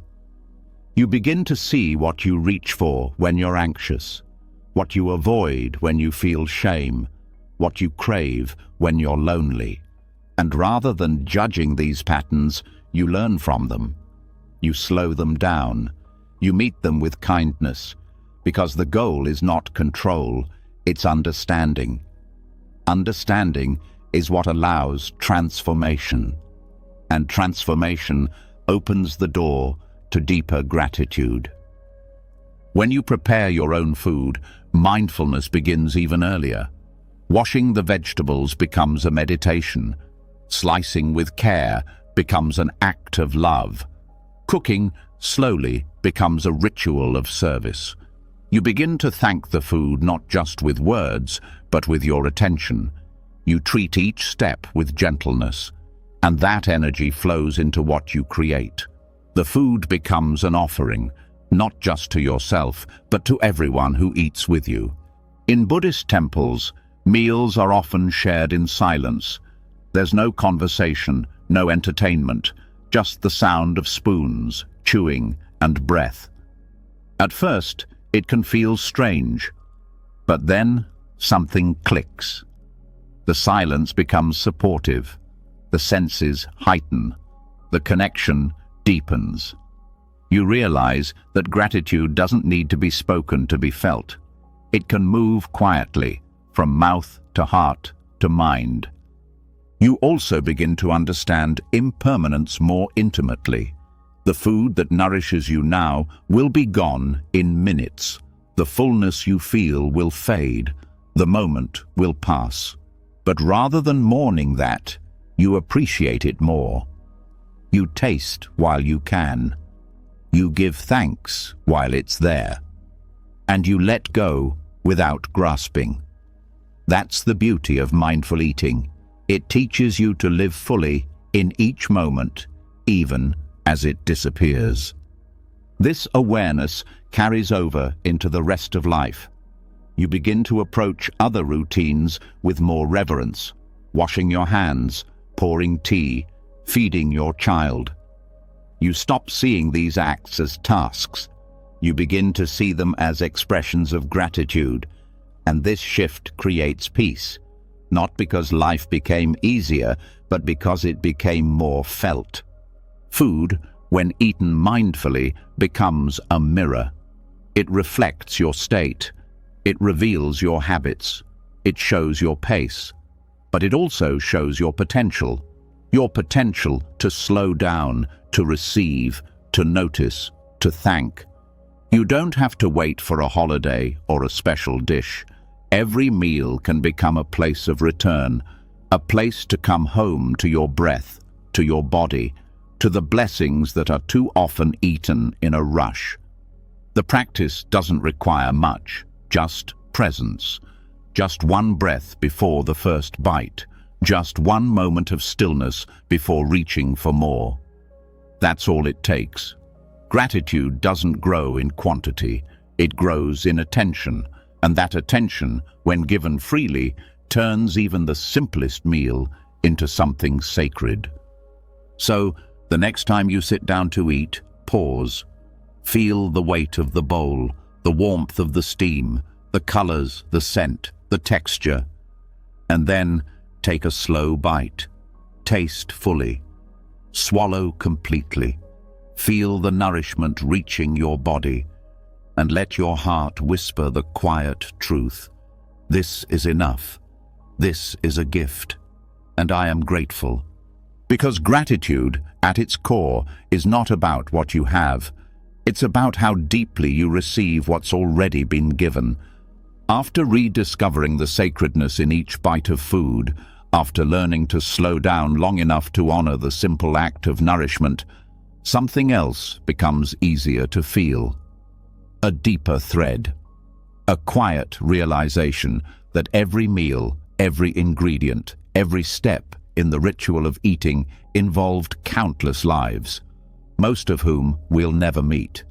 That's where the practice of gratitude naturally begins to expand, not just for what is in front of you, but for everyone and everything behind it.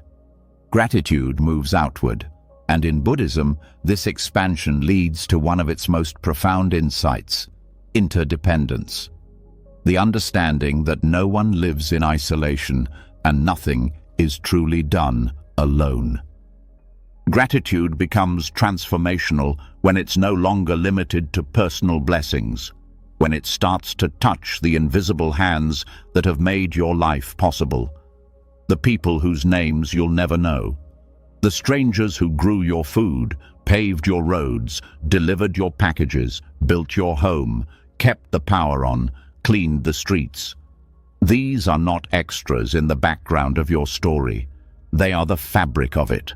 And Buddhism teaches that when this truth is deeply seen, the ego softens and the heart expands. Interdependence, or paticca samuppada in Buddhist terms, is the recognition that everything arises because of everything else. Nothing exists independently. A tree needs sunlight, soil, water, wind, time.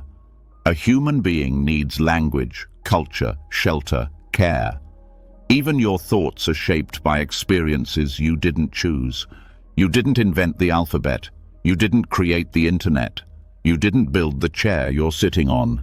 You are being supported right now by thousands of forces, some seen, most unseen. This is not meant to overwhelm.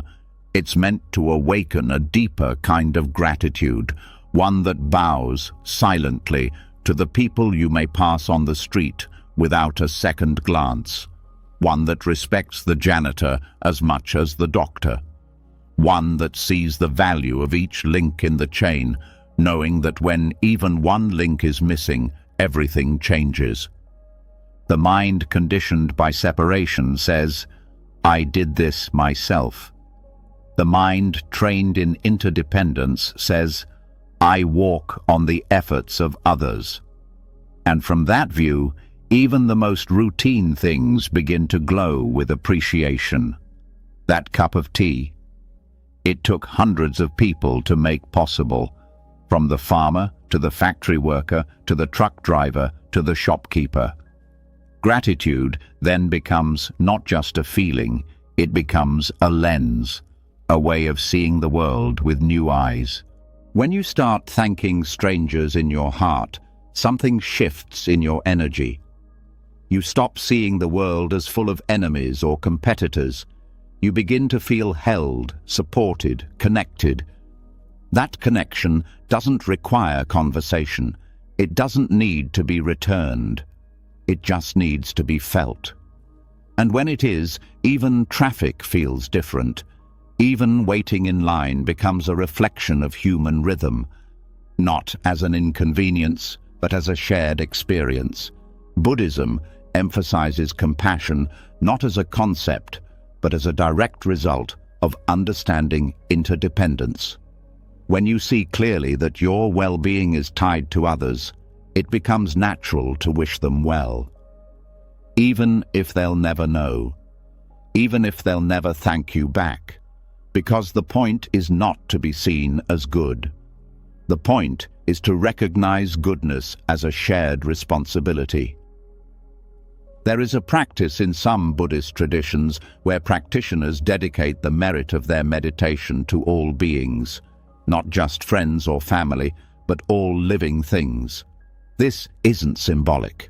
It's a direct act of gratitude, a way of saying, "Because I benefit from the labor and kindness of others, I give this moment of peace to the whole." That's how wide Buddhist gratitude is. It doesn't stop at the self. It keeps moving, rippling outward. This doesn't mean ignoring injustice. It doesn't mean pretending the world is always kind. It means holding both truths at once, the pain and the beauty, the failure and the effort. Gratitude in this context is not naive. It is clear-eyed. It sees how systems work. It sees who is often invisible. And instead of forgetting them, it includes them. It thanks them. Silently, yes, but sincerely. Interdependence also dissolves arrogance. The sense that one person deserves more than another. That your success is solely your own. That you are separate from the people who seem to have less. In Buddhism, this illusion of separation is called avidya, ignorance, and the practice of seeing connection is what dispels it. It's what allows the heart to open wider, not because you were told to, but because you finally see the truth. We rise and fall together. Gratitude for unseen connections also brings healing. It softens loneliness, because even when you are physically alone, you are not unsupported. Someone built the phone you use, someone stitched your blanket, someone raised the animal or grew the grain that feeds you. You are not disconnected. You are held in a vast web. And when you remember that, the ache of separation begins to ease. This awareness makes you walk differently through the world. You start to hold doors a little longer. You make eye contact with the cashier. You give a silent nod to the sanitation worker. You begin to say thank you, not always out loud, but in your presence, in your choices, in the way you carry yourself. Gratitude becomes embodied. And the beauty is, this kind of gratitude is available at all times. It doesn't depend on good moods or good weather. It only depends on seeing. Seeing the intricate, sacred chain of cause and effect that makes each moment possible. And when you see it, gratitude no longer feels like a practice. It feels like a response. A natural response to the truth of being alive in a world where everything, somehow, supports everything else. Even the people who challenge you are part of this. The ones who test your patience, who push your buttons, who bring out your shadows. They too shape your growth. They reveal what still needs healing.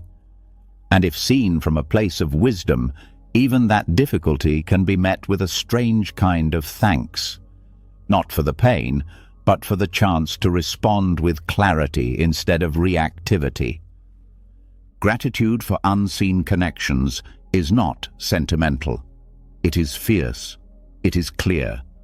It asks you to wake up from the illusion of separateness and feel the hum of life moving through everything. Through the hands that prepared your food, through the writers whose words shaped your thoughts, through the farmers, engineers, healers, dreamers who have poured themselves into the world so you could live more freely. It also brings a sense of responsibility, not the heavy kind, but the meaningful kind. If so many lives have supported yours, how can your life support others? Not through grand gestures, but through small, consistent care, through showing up with kindness, through offering your own labor, words, time, presence, energy. Gratitude then becomes not just internal, it becomes active. And when you start living this way, something remarkable happens. Life stops being about getting. It becomes about giving, not out of obligation, but out of recognition. You give because you've received. You offer because you've been supported. And that giving returns to you in the form of deeper peace, wider connection, and a quieter, more grounded joy. So tonight, as you rest, think of the invisible hands that held you today. The ones who didn't know your name, but made your day possible. Thank them in your heart. Let that gratitude stretch beyond your immediate circle. Let it touch the vast web of connection that holds all things together. Because when you see how deeply everything is linked, you stop walking through the world like a stranger, and you start walking like you belong. When the heart finally sees the web of unseen connections that hold up every part of life, it becomes almost impossible not to feel moved. Something softens, something shifts. You start noticing more, appreciating more, even those who may never know the role they played in your life. But with that clarity comes another truth. Sometimes the people who impacted us the most also caused the deepest wounds. And this is where gratitude meets its hardest test. Because some things are not easy to thank. Some moments are too sharp, too heavy, too painful to wrap in a smile. This is where Buddhism turns the heart inward and asks one of its most transformative questions. What if gratitude and forgiveness are not opposites, but allies? Forgiveness is not forgetting. It's not approval. It's not about saying what happened was okay. It's about choosing to stop carrying the weight. It's about looking at the hurt and saying, "You don't get to control me anymore." In Buddhist thought, forgiveness is an act of wisdom, not weakness. It is what releases the mind from the past and allows the present to feel whole again. And that freedom, once tasted, makes room for something unexpected: gratitude. At first, the connection between gratitude and forgiveness can feel confusing. Why would you ever feel thankful for someone who hurt you? Why should pain deserve anything other than silence or resentment? But this is where the teachings go deeper. Buddhism doesn't tell you to pretend something didn't happen. It asks you to sit with what happened long enough to understand it. And in that understanding, sometimes the pain becomes a teacher. Gratitude through forgiveness doesn't come all at once. It doesn't ask you to rush. It doesn't mean turning pain into joy. It means recognizing that the wound led you somewhere. It taught you boundaries. It forced you to grow. It revealed the strength you didn't know you had. It showed you where your healing still lives. And when seen through that lens, even the most difficult relationships begin to shift. Not because the story changes, but because your relationship to the story does. In Buddhism, the mind is seen as something that can be trained, just like the body. And holding on to resentment is like holding a flame, expecting the other person to burn. The one who holds the anger is the one who suffers. Forgiveness is the act of putting the flame down, not for the benefit of the other, but for your own peace. And in the quiet that follows, space opens up. And in that space, gratitude can begin again. Forgiveness is not a single act. It is a practice, a returning, a slow, sometimes painful unwinding of the story you've carried. And every time you let go, even just a little, you make room for something lighter, something that isn't built from defense or pain. Gratitude then becomes a natural response to that freedom.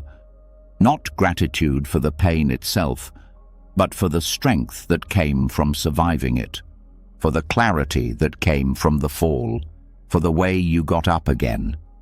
Buddhist psychology speaks often of dukkha, suffering or dissatisfaction, as a natural part of life. Everyone carries it. Everyone has been hurt. Everyone has hurt others. This shared human truth is what makes compassion possible, and it's also what makes forgiveness necessary. Because if we are all flawed, if we are all learning, then withholding forgiveness becomes a way of holding ourselves back too. The walls we build to keep others out also keep our own gratitude from flowing freely. Gratitude is a form of presence, and resentment ties us to the past. When you forgive, you free yourself to return to now. You stop rehearsing the story. You stop trying to win the argument in your head. You stop needing to be right. And in the silence that follows, you start noticing things again. The way the sun hits the table, the way your body still breathes, the way someone smiled at you today. All of that was there before. You just couldn't feel it through the fog of holding on. Forgiveness also allows you to reclaim parts of yourself that were frozen in time. The version of you that was silenced, the part that became guarded, the softness that once trusted. These are not things to discard. They are parts of you waiting to be welcomed back. And gratitude grows when you stop needing to be at war with yourself. When you stop dividing the timeline of your life into good and bad, right and wrong, strength and shame. You begin to see it all as part of the same journey. Buddhism teaches that even our enemies are our teachers, not because they were right, but because they reveal what we still cling to. They show us where our attachments live, attachments to being understood, to being treated fairly, to being seen in a certain way. When those attachments are challenged, pain arises, but so does insight. And with insight comes choice. The choice to continue the cycle or to step out of it. Forgiveness is how you step out. Gratitude is what meets you when you do. There's a chant often used in loving-kindness meditation. May all beings be happy. May all beings be free from suffering. That includes you. That includes the ones who hurt you. That includes the parts of you still healing. Forgiveness doesn't mean pretending nothing happened. It means refusing to let pain become your identity.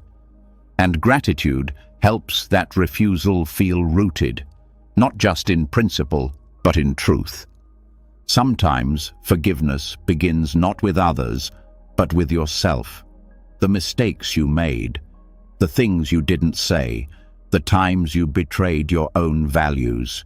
These are the heaviest stories of all. And yet, Buddhism teaches that clinging to self-blame is just another form of attachment. You are not the worst thing you've ever done. You are not frozen in your failures. And the moment you begin to forgive yourself is the moment you start to thank yourself for surviving, for trying again, for not giving up. That self-thankfulness is a powerful step. It's what turns guilt into responsibility.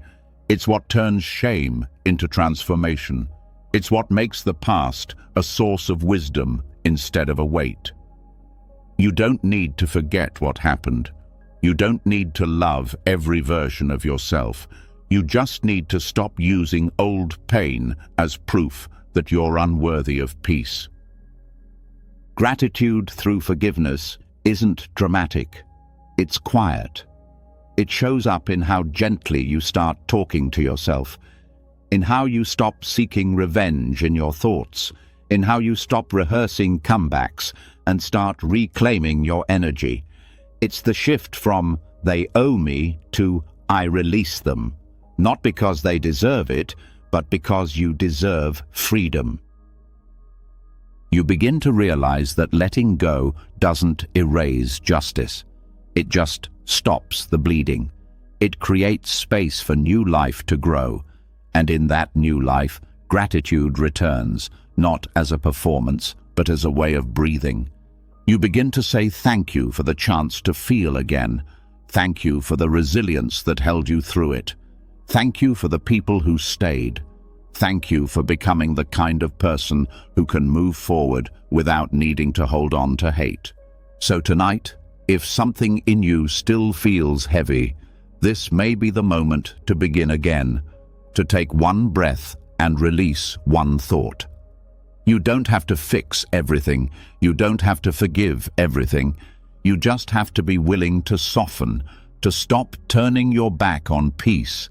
Because when you do, gratitude comes rushing in, not for what happened, but for what you can now become. And that is enough, more than enough. Always. Letting go is never easy, but forgiveness creates a rare kind of silence the kind that feels like fresh air after a long storm. And in that space, something soft begins to rise, something that doesn't need explanation or permission, something that's always been there, steady and quiet, even when everything else fell apart. Your breath, the constant that never left, the companion you didn't realize was guiding you all along. In Buddhist practice, this is where gratitude begins to settle, not just in the heart, but in the body, through breath, through presence, through the simple act of being alive, one inhale at a time. Breath is the one thing that connects every moment of your life. It's the first thing you did when you arrived in this world, and it will be the last thing you do before you leave it. It asks for nothing, yet gives everything. And most of the time, it goes unnoticed. But in Buddhist meditation, the breath is not a background process. It is the anchor, the doorway to clarity, the teacher that reminds you that life is not in the past or the future. It's here, it's now, and it's breathing. Gratitude for breath doesn't need to be loud or poetic. It begins when you stop long enough to feel it, to really notice the way air enters your body and leaves it, how it expands the belly, softens the chest, grounds the feet. You begin to feel the breath as something more than function. It becomes a relationship, a rhythm, a prayer of presence that requires no words. This is not about controlling the breath or manipulating it. It's about witnessing it, letting it be exactly as it is. Shallow or deep, fast or slow, heavy or light. The breath is not here to impress. It's here to carry you through whatever comes. And when you learn to meet it with awareness, gratitude arises, not from what you gain, but from what you finally notice. The ancient Buddhist texts often refer to breath as the bridge between body and mind. It's always available. It can't be taken from you by circumstance or noise, and yet, because it's so constant, it's often ignored. That's the irony. What sustains you the most is what you forget the fastest. But when you return to it, when you really feel it, your entire world slows down. The past becomes less sharp, the future less urgent, and what's left is presence, not forced, not fake, but real, tangible, alive. This kind of breathing is not something extra to add to your day. It's already happening. The only difference is that now you're paying attention, and that attention changes everything. It changes how you listen, how you walk, how you speak, how you rest. Because when breath becomes your companion, you stop living in reaction. You start living in rhythm. The Buddha taught anapanasati, or mindfulness of breathing, as a core practice, not because it was trendy or dramatic, but because it was universal. Everyone breathes, everyone suffers, everyone forgets, and breath is the tool that brings you back, over and over again. It doesn't matter what your past looks like. It doesn't matter what you believe. The breath welcomes everyone equally. And when you see that, gratitude isn't something you have to create. It becomes your natural state. There's a subtle shift that happens when you become more aware of your breathing.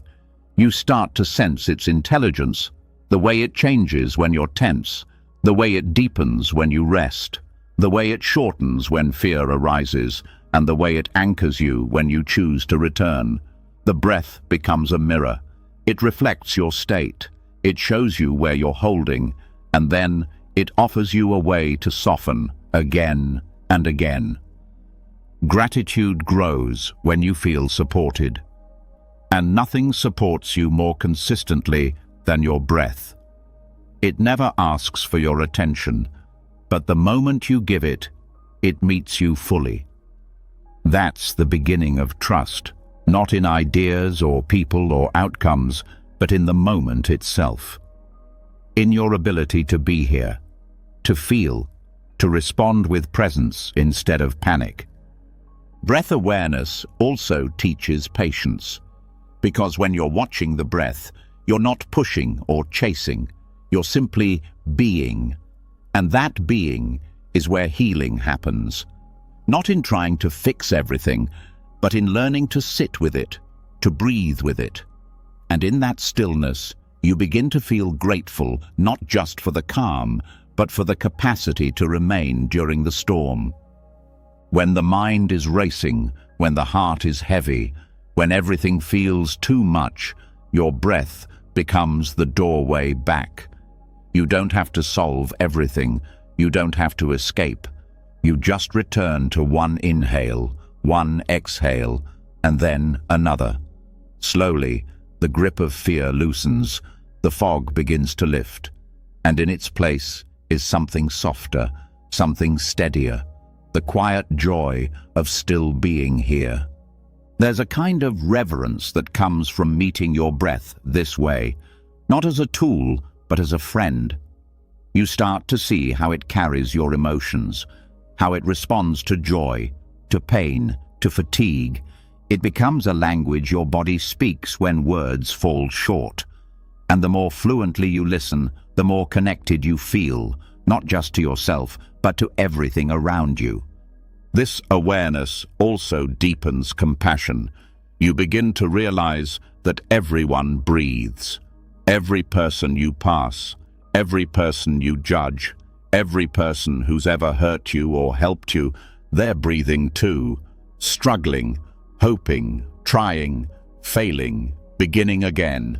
That shared breath becomes a thread that links all beings. And from that thread, empathy grows, not from effort, but from recognition. Breathing with gratitude also helps you appreciate the moments that used to feel empty. Waiting at a red light, standing in line, lying awake at night. These become opportunities to return, to reconnect, to feel yourself alive without needing to do or fix or prove anything. Just breathing, just being. And in that simplicity, peace begins to grow. Over time, this practice reshapes how you experience life.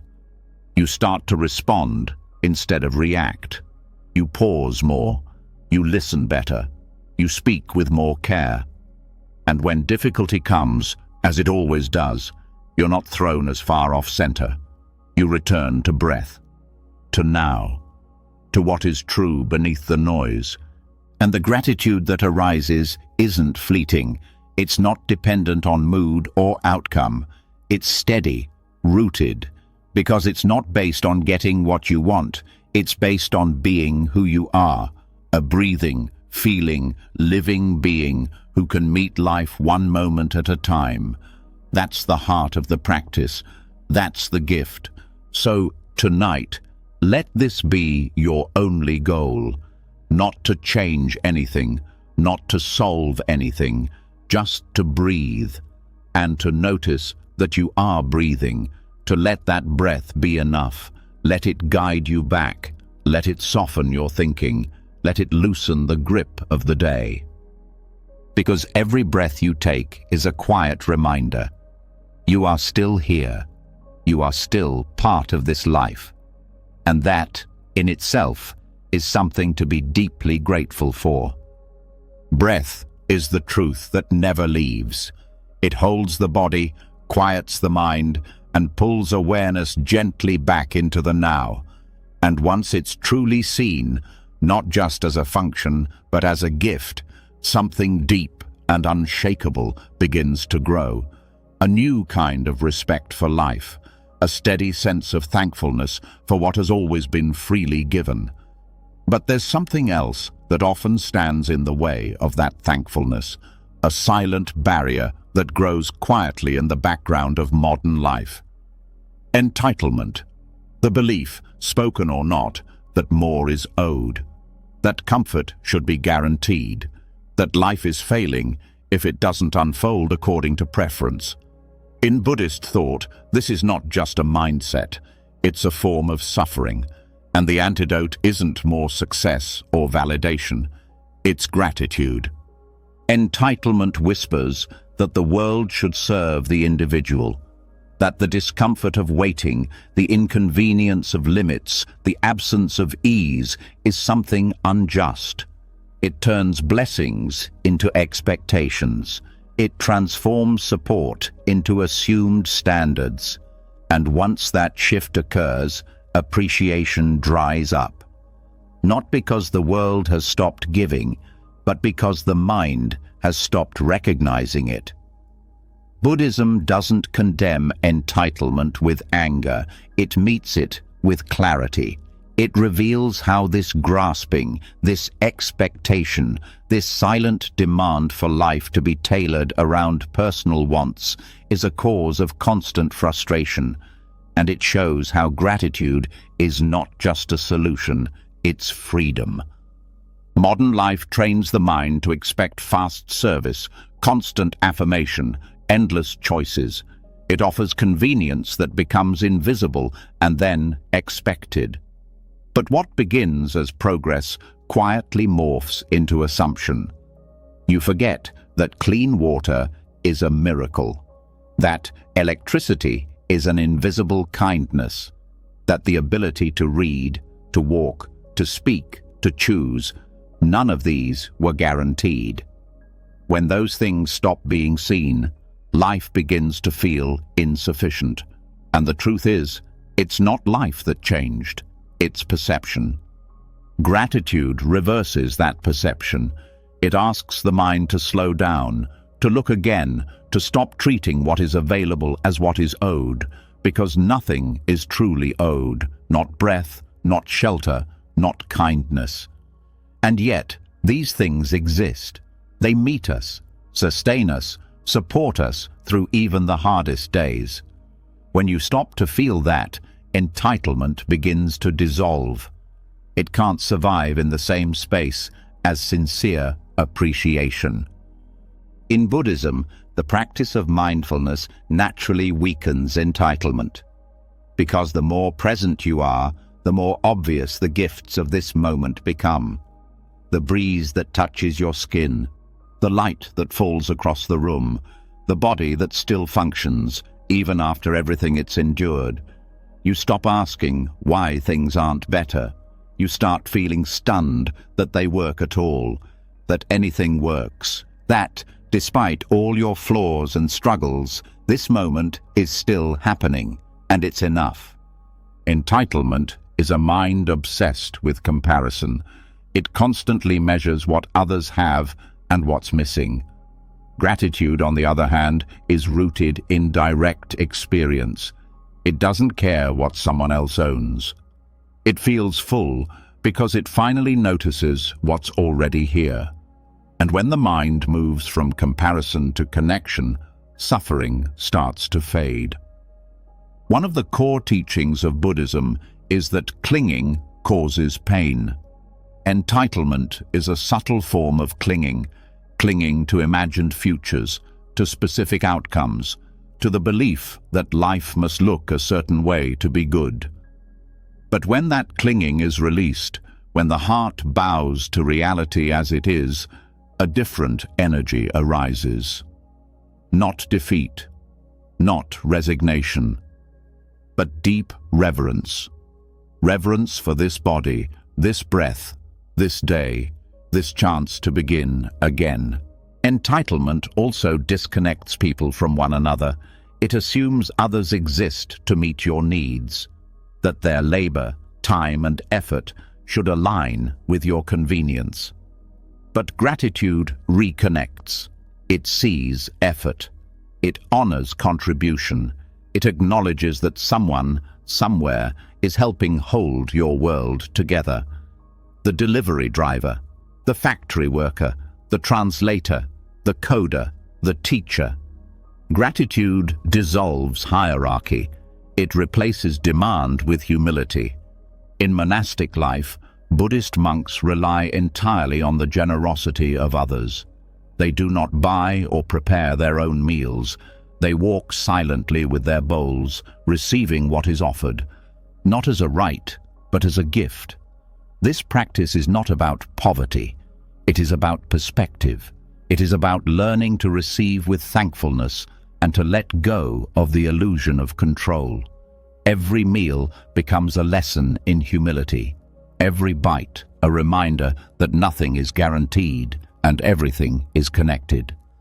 That kind of living may feel far away from modern life, but its spirit is close.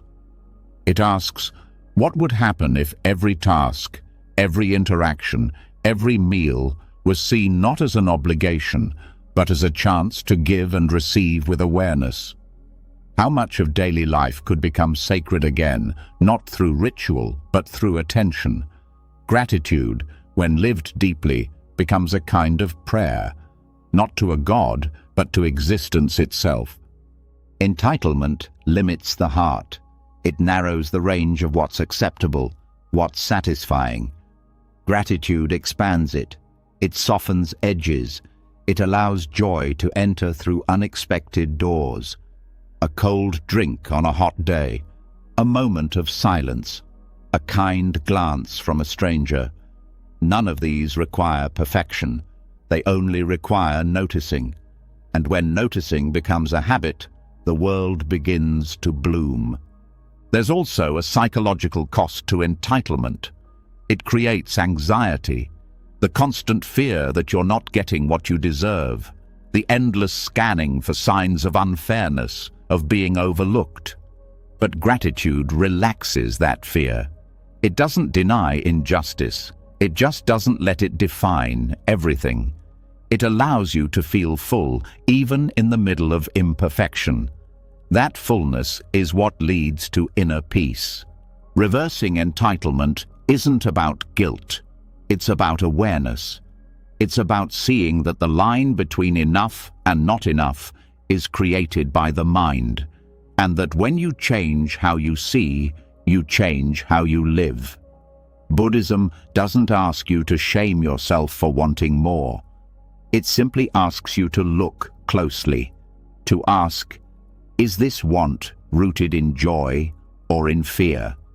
Is this expectation making me kinder or more bitter?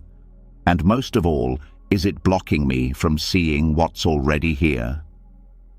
Gratitude also invites participation. Entitlement waits to be served. Gratitude asks, how can I serve? It moves from I deserve to I appreciate, from I need more to I can give more. And that shift changes relationships, work, rest, and even how you view your own life. Because when you stop needing life to owe you something, you begin to offer your life back to others. This doesn't mean becoming passive. Gratitude doesn't cancel ambition. It just purifies it. You can strive without needing to conquer. You can grow without needing to compare. You can seek improvement without being at war with what is. That's the beauty of Buddhist gratitude. It includes action, but removes aggression. Over time, living without entitlement brings a kind of joy that's impossible to fake. A quiet contentment that doesn't rely on praise, progress, or proof. It's a joy that lives in the details, in the sound of your own breath, in the feel of water on your hands, in the fact that you woke up today, again, with a chance to begin. That's not small, that's everything. And it's available now, not after you achieve more, not after you get what you want. Now, this moment, this breath, this body, this life. So, as you rest tonight, reflect gently. Is there anything you've been expecting without noticing? Any quiet blessings you've started treating like background noise? Let your mind bow, not in shame, but in awakening. Let it return to what's already here. And from that return, let gratitude rise. not as an emotion, but as a way of seeing, a way of walking, a way of living that says over and over again, "This is not owed, and yet it is given." And that is more than enough. When the weight of expectation begins to fall away and gratitude takes its place, life starts to feel less like a transaction and more like a gift. The heart becomes lighter, the mind less demanding. But even with this newfound appreciation, there's still another voice that often lingers in the background, a voice that speaks in worry, that replays what-ifs, that trembles in the face of uncertainty. Anxiety. It wraps itself around the unknown, grips tightly onto control, and feeds on the illusion that danger is always near. But within the teachings of Buddhism, there's a quiet but powerful counterforce.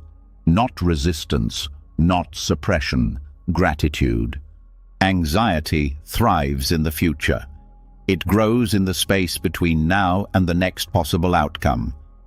It paints scenarios, spins stories, and convinces the mind that safety can only come from predicting everything. But gratitude lives elsewhere. It lives in this breath, in this moment. It calls attention back from the imagined threat and places it gently in what is real, what is immediate, what is undeniably happening right now. And when the mind starts to settle in the present, anxiety begins to lose its grip.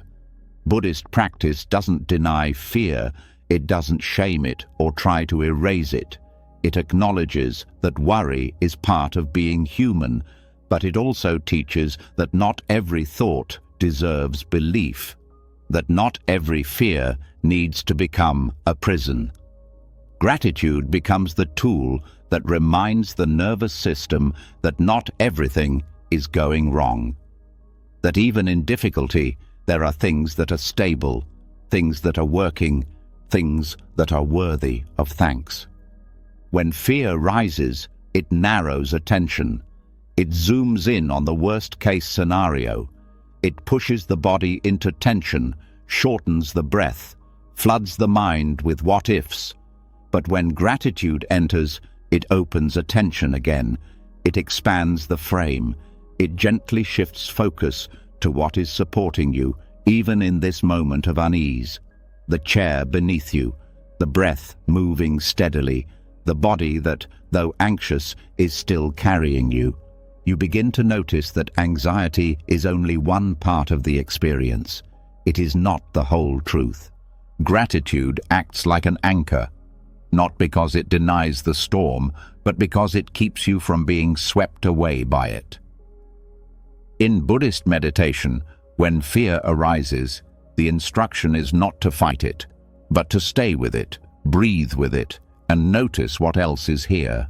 That's where gratitude lives, in the small spaces around fear, in the details you've forgotten while your thoughts raced toward disaster, the feeling of your feet on the floor, the sound of a bird outside, the fact that you are still breathing, still thinking, still able to make choices. Gratitude doesn't require the fear to vanish. It just invites you to widen your view. The more you practice this, the more natural it becomes. The mind, trained by modern life to expect constant danger, begins to rewire itself. It stops scanning for what might go wrong and starts recognizing what is already going right. This is not toxic positivity. This is awareness. Honest awareness of the full picture. Fear may still be there, but now so is the sunrise. So is the softness of your blanket. So is the silence that helps you think more clearly. These are not distractions. They are part of reality too, and gratitude helps you hold all of it. One of the core insights in Buddhist psychology is that clinging to control creates suffering, and anxiety, at its core, is the mind clinging tightly to the illusion that control is the only way to feel safe. Gratitude loosens that grip. It says, "I don't know what will happen, but I see what's already been given." It shifts the nervous system from fight or flight to rest and receive. It lets the body remember what peace feels like, not because everything is perfect, but because not everything is falling apart. Gratitude also changes the way you speak to yourself. Anxiety often comes with harshness, with blame, with the inner voice that says, "You should have known, you're not ready, something bad is coming." But when gratitude enters that inner space, the tone shifts. It becomes more gentle, more honest. It says, "Yes, this is hard, and look how far you've come." It says, "You don't know what's next, and still, you're here." Gratitude replaces the inner critic with the inner witness, one that sees without judgment, one that softens fear with truth. Even physiologically, gratitude changes the chemistry of anxiety. Studies have shown that practicing gratitude lowers cortisol, slows heart rate, and increases the brain's ability to focus and regulate emotion. In Buddhism, these changes aren't just side effects. They're signs that the mind is returning to balance, to the middle way, to a state where the nervous system no longer needs to prepare for imaginary danger, but can finally rest in what's real. Anxiety isolates. It tells you that you're alone, that no one understands, that the world is hostile and indifferent. But gratitude reminds you that connection is always possible, that people have helped you before, that kindness has touched your life in small and big ways, that the world, while uncertain, is also full of care. The moment you start to list even 3 things you're grateful for, your awareness shifts from isolation to inclusion. And inclusion is the antidote to fear. Gratitude also grounds the body. When the mind is anxious, it floats into the future.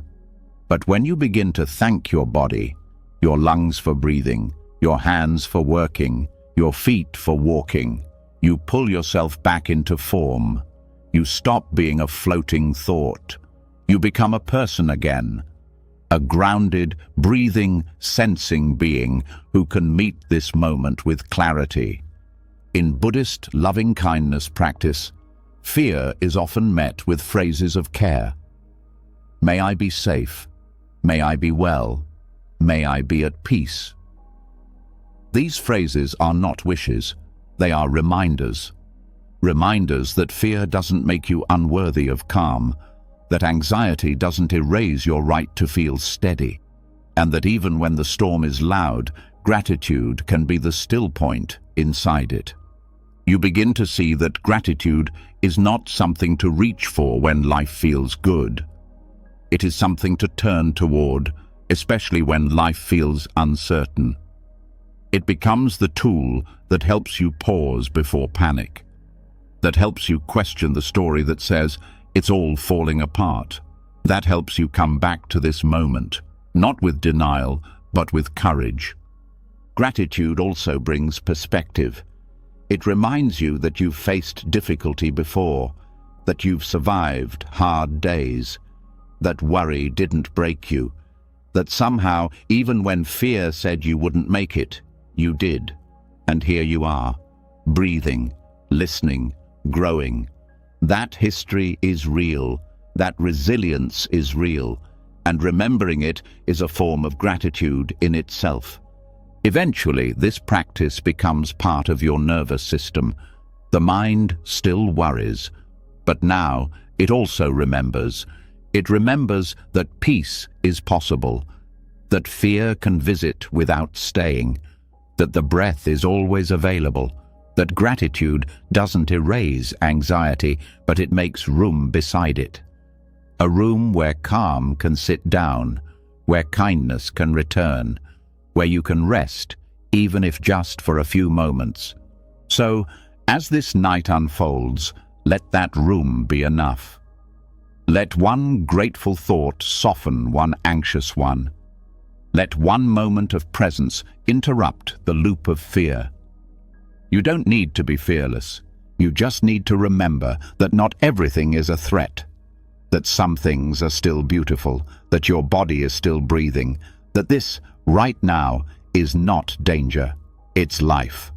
And life, even when uncertain, is still full of things to thank. Let that be your protection. Let that be your peace. Let that be the beginning of a new way forward, one breath at a time.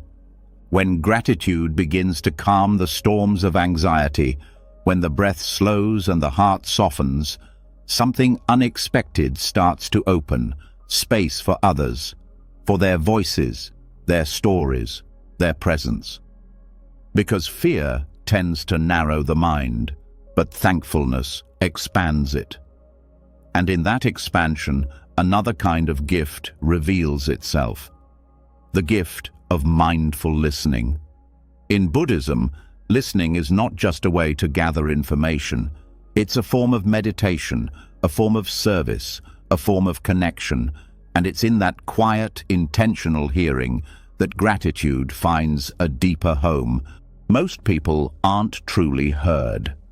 In conversations, they're often met with interruption, judgment, distraction, or silence that's waiting to speak again. But when someone listens with their full presence, something shifts. Defenses lower, trust builds, the speaker softens, the listener awakens, and between them, a kind of invisible gratitude begins to grow, not because anything was solved, but because one soul finally met another without noise in the way. Mindful listening means being fully where you are. No planning your response, no forming conclusions, no multitasking in your mind. Just hearing, noticing tone, body language, the pauses between words, feeling the emotional current, not just the content. It's not passive, it's active presence. It says, right now, your words matter. Right now, I'm not trying to fix you, change you, or out-talk you. I'm simply here. In Buddhist teachings, this kind of listening is considered one of the deepest forms of compassion, because to truly hear someone without inserting your own agenda is to offer them a place to exist as they are. And when people are allowed to be as they are, gratitude naturally arises, not just in them, but in you, because you begin to realize how rare and powerful that kind of presence really is. Gratitude in listening is not always loud. It can be felt in the warmth of a nod, in the silence that holds space, in the softening of someone's face when they realize they won't be interrupted. It's in the trust that builds word by word, and it grows strongest not when there's agreement, but when there's genuine attention. Listening this way changes relationships. It heals what distance has frayed. It reveals layers of someone that were buried beneath quick conversations and surface talk. It uncovers histories, longings, and fears that were never meant to be secrets, but simply needed patience to be shared. And the listener, through that patience, receives something more valuable than any clever reply. They receive truth, vulnerable, living truth. Gratitude deepens in that truth, because when you listen deeply, you begin to see the effort it takes for someone to speak their truth, the courage it takes to show up, the trust it takes to be open. And suddenly, you're not just hearing words, you're witnessing a gift, a moment that could have passed unnoticed, but instead becomes sacred. Buddhism teaches that every person is a mirror, and when you listen without judgment, what you hear in them often reflects what lives in you. Their fears touch your own. Their joys remind you of forgotten happiness. Their confusion echoes your own searching. And in that shared humanity, a new kind of gratitude arises, not just for them, but for the reminder that you are not alone. This kind of listening also requires humility. To hear someone without inserting your story, to not one-up, correct, or compare, to let them lead the moment, to let them feel seen without your ego needing attention. That humility is not silence, it's strength. The kind of strength that says, this moment isn't about me. And that kind of surrender creates room for connection deeper than words. Mindful listening can also reveal how rarely we truly show up. How often we listen to respond, not to understand. How often we filter what we hear through our own judgments. But awareness brings change. And with that awareness comes the chance to shift, to listen better, to care more honestly, to sit with someone's words the way you would sit beside a friend in silence, not needing to fix the silence, just to share it. Buddhist practice often emphasizes deep listening, not just with others, but with yourself. Hearing the quiet truths beneath your own thoughts. Not silencing them, but listening with curiosity. That same quality of inner listening is what gets extended outward. The more kindly you listen to your own struggles, the more space you create to hear others without defense. Gratitude in listening also transforms conflict. Because when someone feels heard, they no longer need to shout.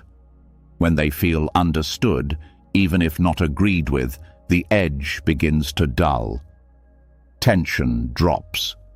And what remains is a human being who, like you, wants to be known, not judged. Gratitude in these moments isn't about being right. It's about recognizing the courage it takes to speak and the compassion it takes to hear. This doesn't mean agreeing with everything. It means honoring someone's experience as real, even if it's different from your own. It means letting the conversation become a place of connection, not conquest. And that act, again and again, reshapes not just the conversation, but the relationship. Over time, this becomes less a technique and more a way of being. You walk into conversations not to defend, but to discover. Not to teach, but to understand. And as you listen more mindfully, the world begins to open. Strangers become more human. Loved ones feel safer, and gratitude grows, not for what was said, but for the space that was created. This practice also trains the mind to slow down, to not rush toward the next thing, to linger in the now. And that slowness is healing, because it reminds both people that presence is still possible, that depth still exists, that connection isn't lost, it's just hidden beneath hurry and habit. But once you slow down enough to hear it, it returns. Gratitude in mindful listening becomes a kind of nourishment. For the speaker, it's the nourishment of being received. For the listener, it's the nourishment of being useful without fixing. And for the relationship, it's the nourishment of trust quietly growing, not from big gestures, but from consistent presence. So tonight, let this reflection settle in your heart. Think of one person you spoke with recently. Ask yourself, did I hear them fully? Did I let them finish? Did I hold their story like it mattered? Not to guilt yourself, but to remind yourself of the power you hold. The power to create safety, healing, and appreciation just by listening differently. Because in the end, deep listening is an act of love. And love, when met with awareness, always leads to gratitude. Let that be your practice. Let that be your presence. Let that be the reason someone, someday, breathes a little easier just because you were willing to hear. When the mind slows enough to truly hear another, when attention becomes a form of love and presence replaces interruption, something rare is restored. Trust, connection, a feeling of being part of something deeper than the self. But even within that depth, another tension often remains quietly in the background, a pressure that says, do more, be more, fix more. The voice that tells you rest is laziness, stillness is unproductive, and that peace must be earned through endless motion. This is where gratitude meets one of its most surprising teachers, the art of non-striving. Non-striving doesn't mean giving up. It means giving yourself back.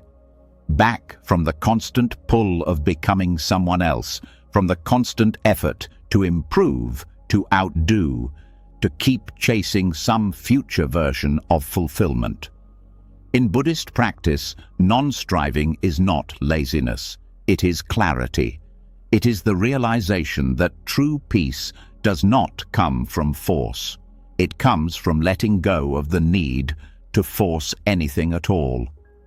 Gratitude, when rooted in non-striving, no longer waits for conditions to be perfect.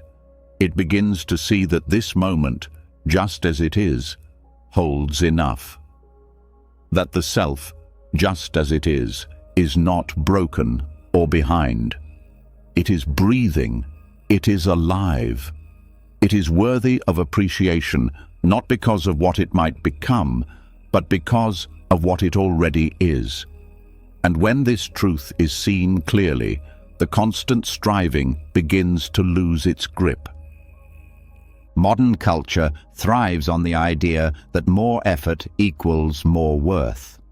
But Buddhism teaches something radical, that inner peace does not grow from struggle, it grows from awareness, from noticing what is already here, from stopping the chase long enough to see that many of the things you've been reaching for are already in your hands, and that realization shifts something deep.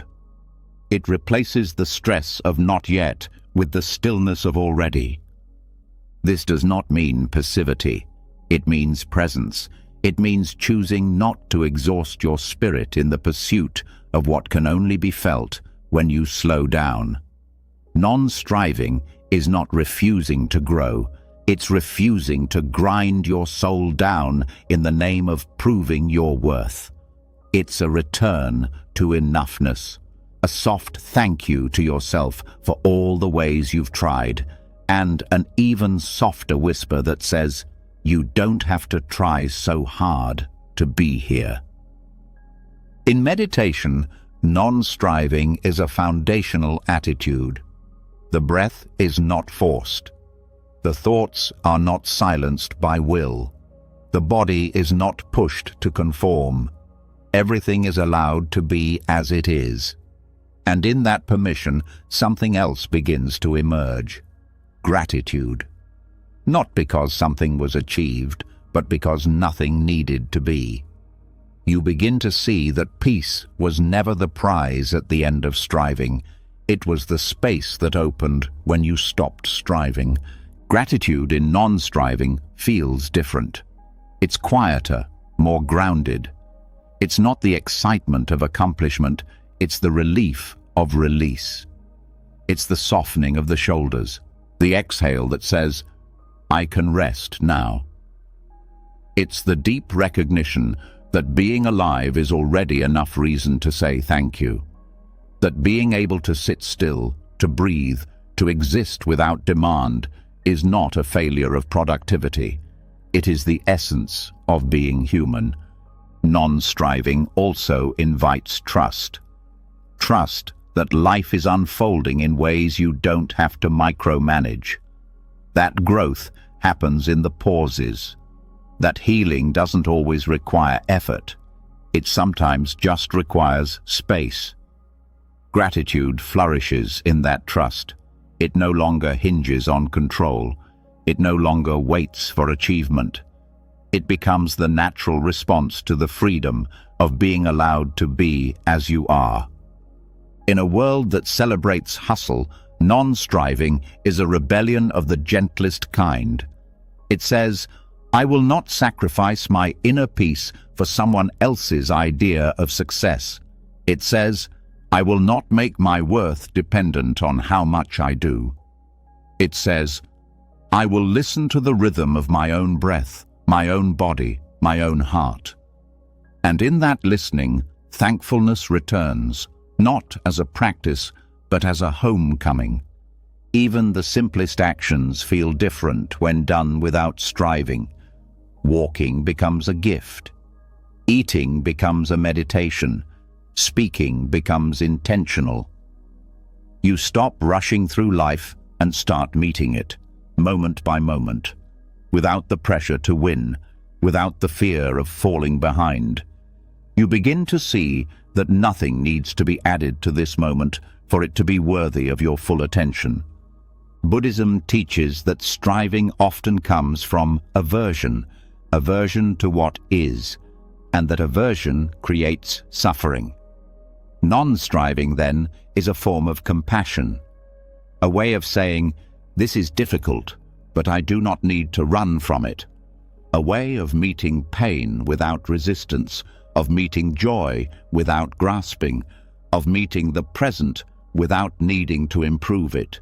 Gratitude grows in that space, because once the need to change everything fades, the beauty of what already exists comes into view. Letting go of striving also reveals how much of life's beauty is subtle.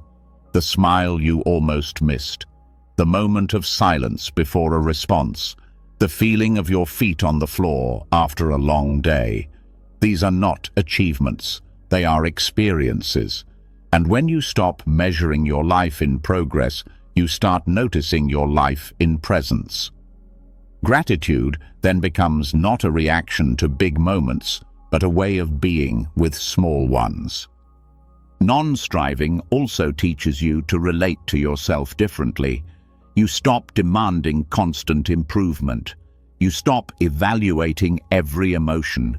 You stop fixing yourself like a broken machine.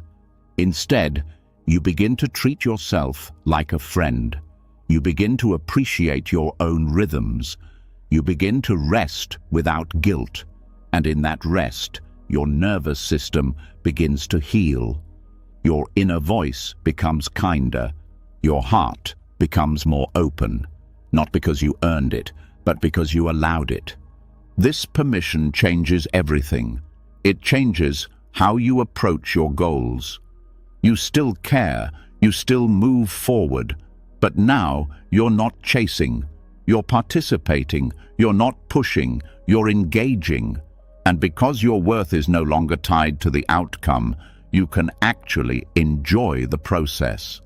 That joy is a form of gratitude, one that grows without effort, because it's no longer afraid.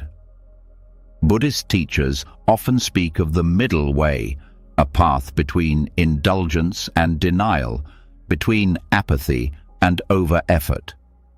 Non-striving lives on that path. It holds both care and ease. It says you can move forward without force. You can desire growth without demanding perfection. You can live with intention without sacrificing your peace. Over time, this way of living begins to reshape your inner world. The noise quiets, the urgency fades, and in its place, a steady gratitude begins to grow, not for what might come, but for what is already here, the breath, the moment, the simple truth that, even without doing more, you are still worthy of peace. So tonight, let yourself rest in that truth. Let your body unwind.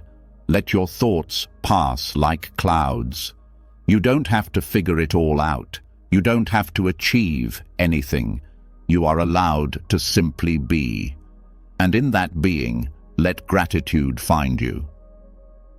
not as a goal, but as a reflection of the freedom that only comes when you stop trying to be anywhere but here, when the pressure to constantly improve finally dissolves, when the mind no longer clings to some distant ideal and begins to settle into the quiet richness of what already is. Something soft and strong begins to bloom. You start to notice more. You breathe easier. You listen more deeply. You walk through life with less resistance. But just as peace starts to root itself in your daily rhythm, life brings its greatest teachers, not through calm, but through challenge. And often, those challenges wear the faces of people who test your patience, push your boundaries, or seem impossible to understand. This is where Buddhist gratitude is tested in its most powerful form, through the presence of difficult people. It's easy to feel thankful when things are harmonious, when conversations are gentle and people meet you with kindness. But true transformation happens when you can look at someone who irritates, frustrates, or confuses you and find within yourself not just tolerance, but genuine appreciation for what they're teaching you. This doesn't mean accepting abuse or allowing harm. It means understanding that every person who disturbs your peace reveals something about the peace that still depends on conditions. Buddhism teaches that people are not problems to solve. They are mirrors. Every reaction, every discomfort, every emotional spike is a signal pointing inward. Difficult people often shine light on the places in you that are still reactive, still unhealed, still holding tight. And while the instinct may be to shut them out, push them away, or label them, the deeper practice is to turn toward the discomfort, not to agree with it, but to understand it. Gratitude begins when you realize that these people are helping you see yourself more clearly. This is not a romantic idea, it's hard work. Some personalities simply don't click. Some interactions leave bruises, some conversations feel like battles. But Buddhist wisdom offers a different approach, not to fight the experience or avoid it, but to inquire into it, to ask, what is this person showing me about myself? What expectations am I bringing into this moment? What part of me is still attached to being right, to being liked, to being in control? Gratitude starts to grow, not because the person becomes easier, but because your mind becomes less reactive. You stop needing them to change for you to be at peace. You start seeing the space between their behavior and your response. And in that space, choice is born. The choice to listen more than defend. The choice to pause instead of escalate. The choice to soften, even if they don't. This shift isn't weakness, it's freedom. When your peace no longer depends on others behaving the way you want, you reclaim enormous power. And that's when you begin to feel thankful, not for the conflict, but for the clarity. You thank the person not for hurting you, but for showing you where your work still lives. You thank them not because they were right, but because they revealed something real. And that kind of gratitude is unshakable. In Buddhist practice, this is the heart of compassion, not just wishing others well, but recognizing their suffering even as they hurt you. Most difficult people are not malicious, they are hurting, reacting from fear, pain, confusion. When you can see that, something softens in you, the edge dulls, the armor loosens. Gratitude then becomes a form of compassion, a quiet acknowledgement that we are all trying, failing, learning, and that no one is only the worst thing they've done. Even if the interaction doesn't change, you do. You carry less resentment, You ruminate less. You stop replaying arguments in your mind. That inner peace is not a gift the other person gave you. It's a gift you gave yourself by changing your perspective. And that self-given peace becomes something you deeply value. Gratitude arises for your own capacity to grow, to stay present, to choose kindness even in the face of discomfort. Difficult people also teach you boundaries. They help you see where you've been too open, too accommodating, too afraid to say no. They force you to clarify what matters to you, and that clarity, once gained, becomes a strength. Gratitude then includes the lesson, the firmness, the self-respect that was born from the tension. Without the difficulty, those muscles wouldn't have developed. There's also a humility that comes from being around those you don't naturally like. It shows you the limits of your patience. It exposes your judgments. It humbles your assumptions. And from that humility, a deeper gratitude arises, not just for the lesson, but for the opportunity to choose love in a place where it doesn't come easy. That choice makes your compassion real, not theoretical. Over time, you may even begin to feel thankful that not everyone agrees with you, that there are voices in your life that challenge your thinking, that force you to reflect more deeply, speak more clearly, feel more intentionally. These people become sharpening stones, not because they are kind, but because they make you pay attention. Gratitude here is not a reaction. It's a decision to grow instead of shut down. There's a story in Buddhist tradition of a disciple who asked the Buddha how to practice compassion towards someone who is truly cruel. The Buddha replied, "Find the place in you that fears them and offer compassion there first." This is where gratitude lives, in that soft place beneath the fear, the frustration, the hurt. When you offer compassion there, gratitude follows, not because the person became easier, but because you became freer. Sometimes the most difficult people are the ones closest to you. Family, co-workers, longtime friends. These relationships hold history, expectations, emotional weight. But Buddhist wisdom invites you to approach even these bonds with mindfulness, to ask, what can I learn here? What have I been unwilling to see? What version of them am I still clinging to instead of meeting them as they are today? Gratitude in these cases often begins with grief, grieving the relationship you wanted, the version of the person you hoped they would become. But once that grief is honored, space opens for something else, for acceptance, for clarity, for a gentler kind of love, one that no longer depends on change, but rests in recognition. You start to thank them, not because everything was good, but because they helped you become who you are. They brought your wounds to the surface so they could be healed. They tested your patience until it became real. They pushed your buttons until you finally understood the wiring. That's a strange kind of gift, but a powerful one. And when you see it, gratitude becomes deeper than any apology. You also learn to thank yourself for not giving up, for staying soft, for not becoming bitter, for doing the hard work of healing even when no one else was. That self-gratitude is essential.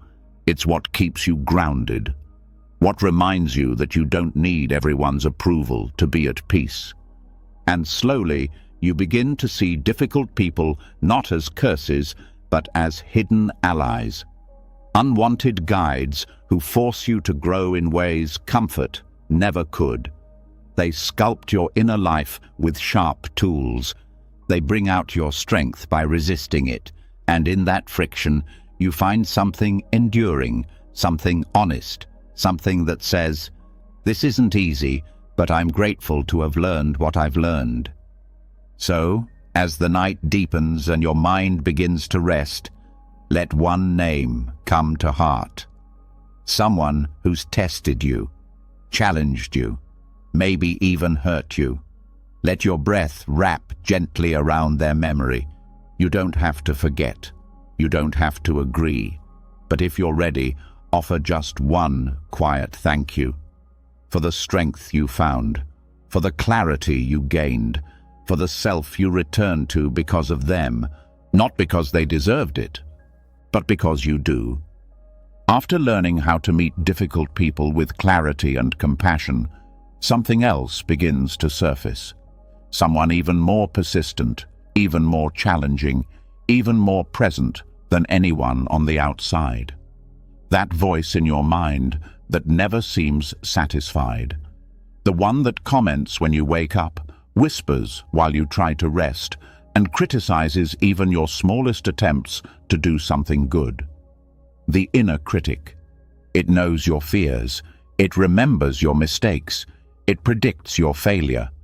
And yet, within Buddhist wisdom, even this voice is not treated as the enemy. It is listened to, met with awareness, and, eventually, thanked. Not for the harm it's caused, but for what it was trying to do. Because, underneath its harshness, is something rarely acknowledged, a desire to protect. Most people try to silence the inner critic by fighting back. They argue with it, numb it, drown it out with distractions.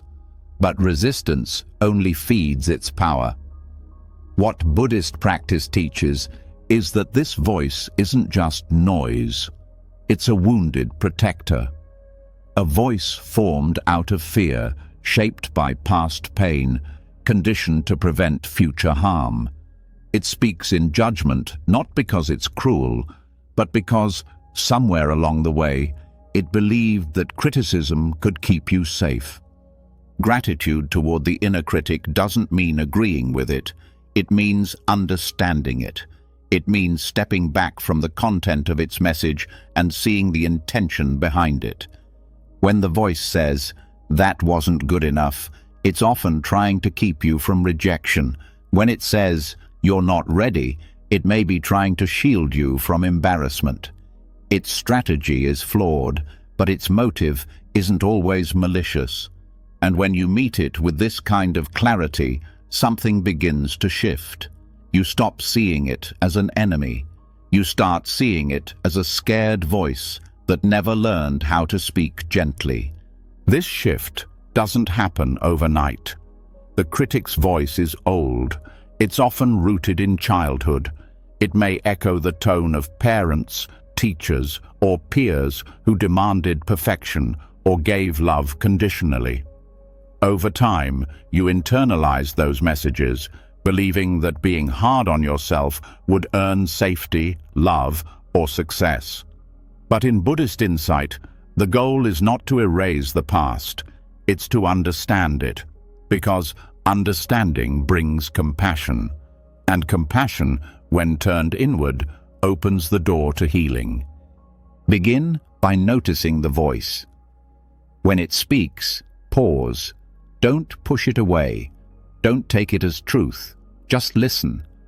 Hear what it's saying. Feel the energy behind it.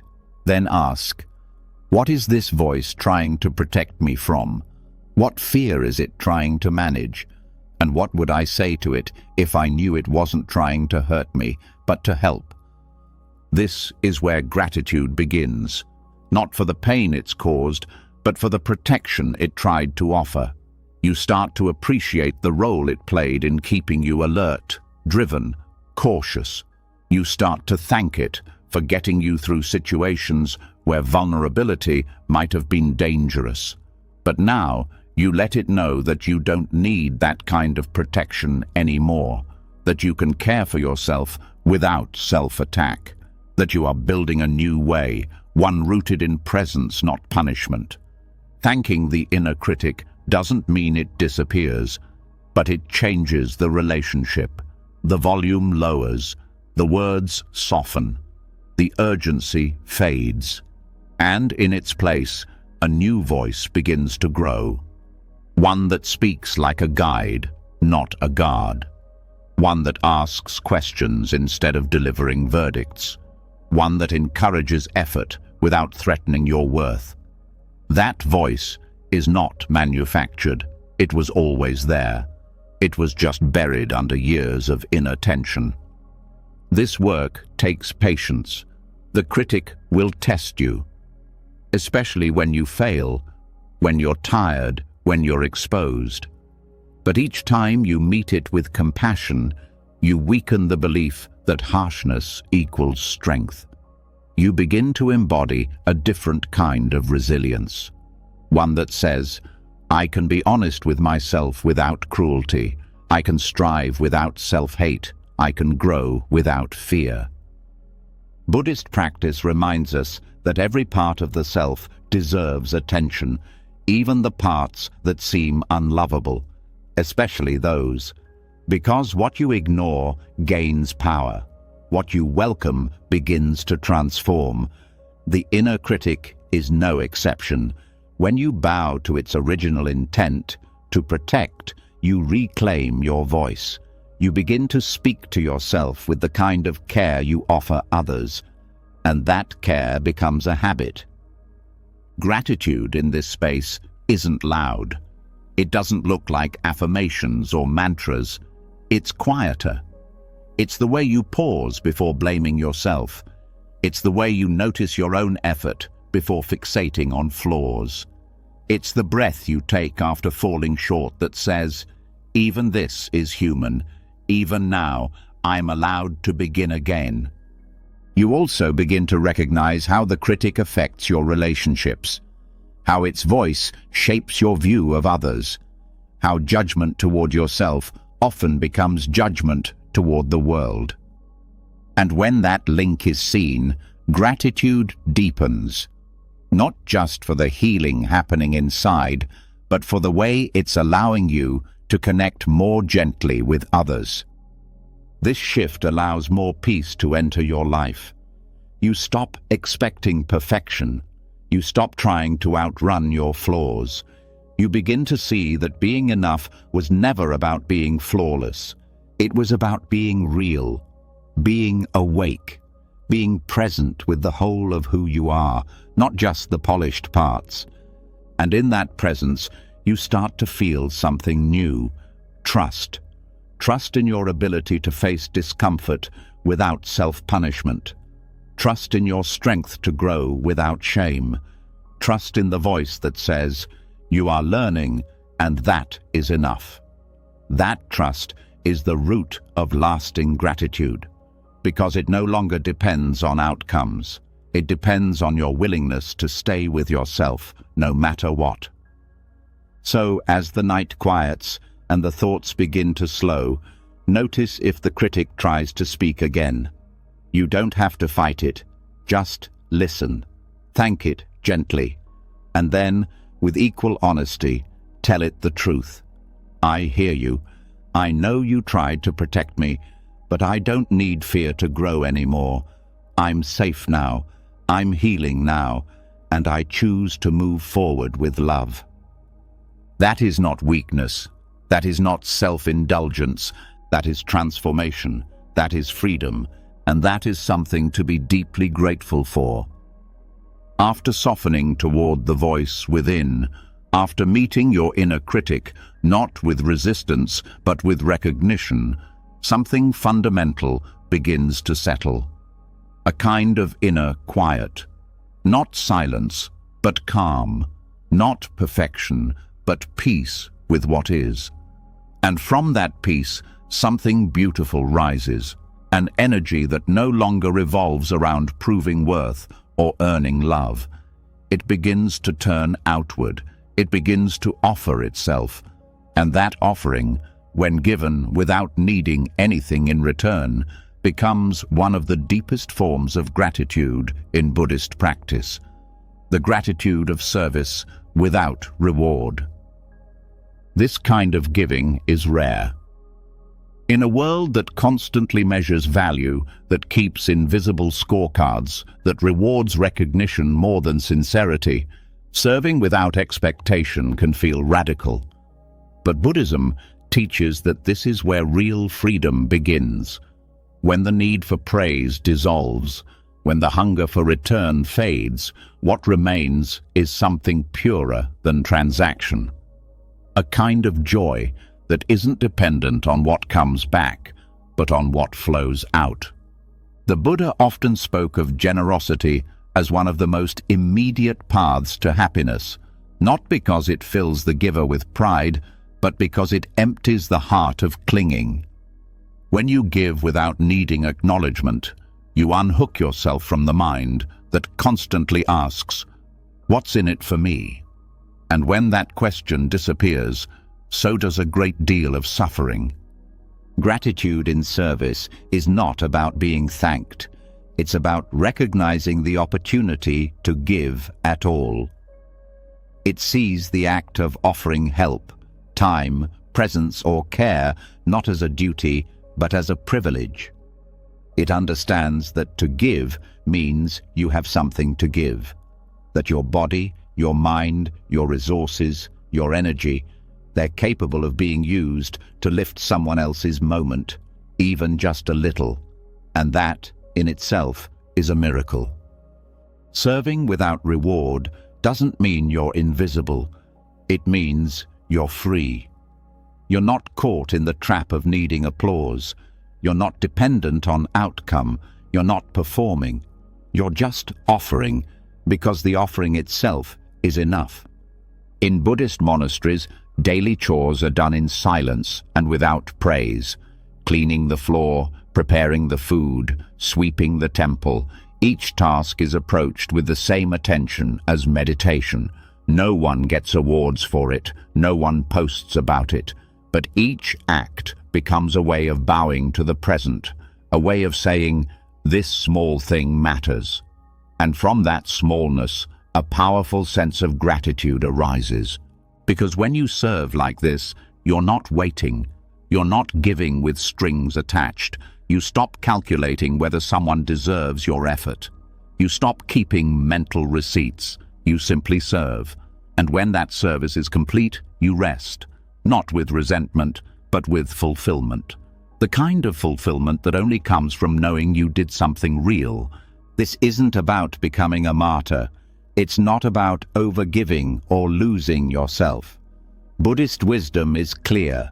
Giving must be sustainable. It must come from fullness, not from depletion. But once you care for yourself enough to give from a stable place, that giving becomes joyful. It becomes light. It becomes something you want to do, not because you're trying to prove anything, but because it feels good to give without chains. When the mind lets go of "I gave, so I should get," it begins to open in a new way. It starts to see how interconnected everything is, how the water you pour for someone else quenches your own thirst in a different form, how every kind gesture plants something in the soil of your own heart, not to be harvested for applause, but simply because it makes the ground more fertile. Gratitude in this context becomes less of a moment and more of a movement. It's not just something you feel, it's something you live. You give thanks by giving time. You give thanks by making meals. You give thanks by listening, by showing up, by cleaning something that no one will notice but everyone will benefit from. That's the beauty of invisible service. It's everywhere, and it touches everything.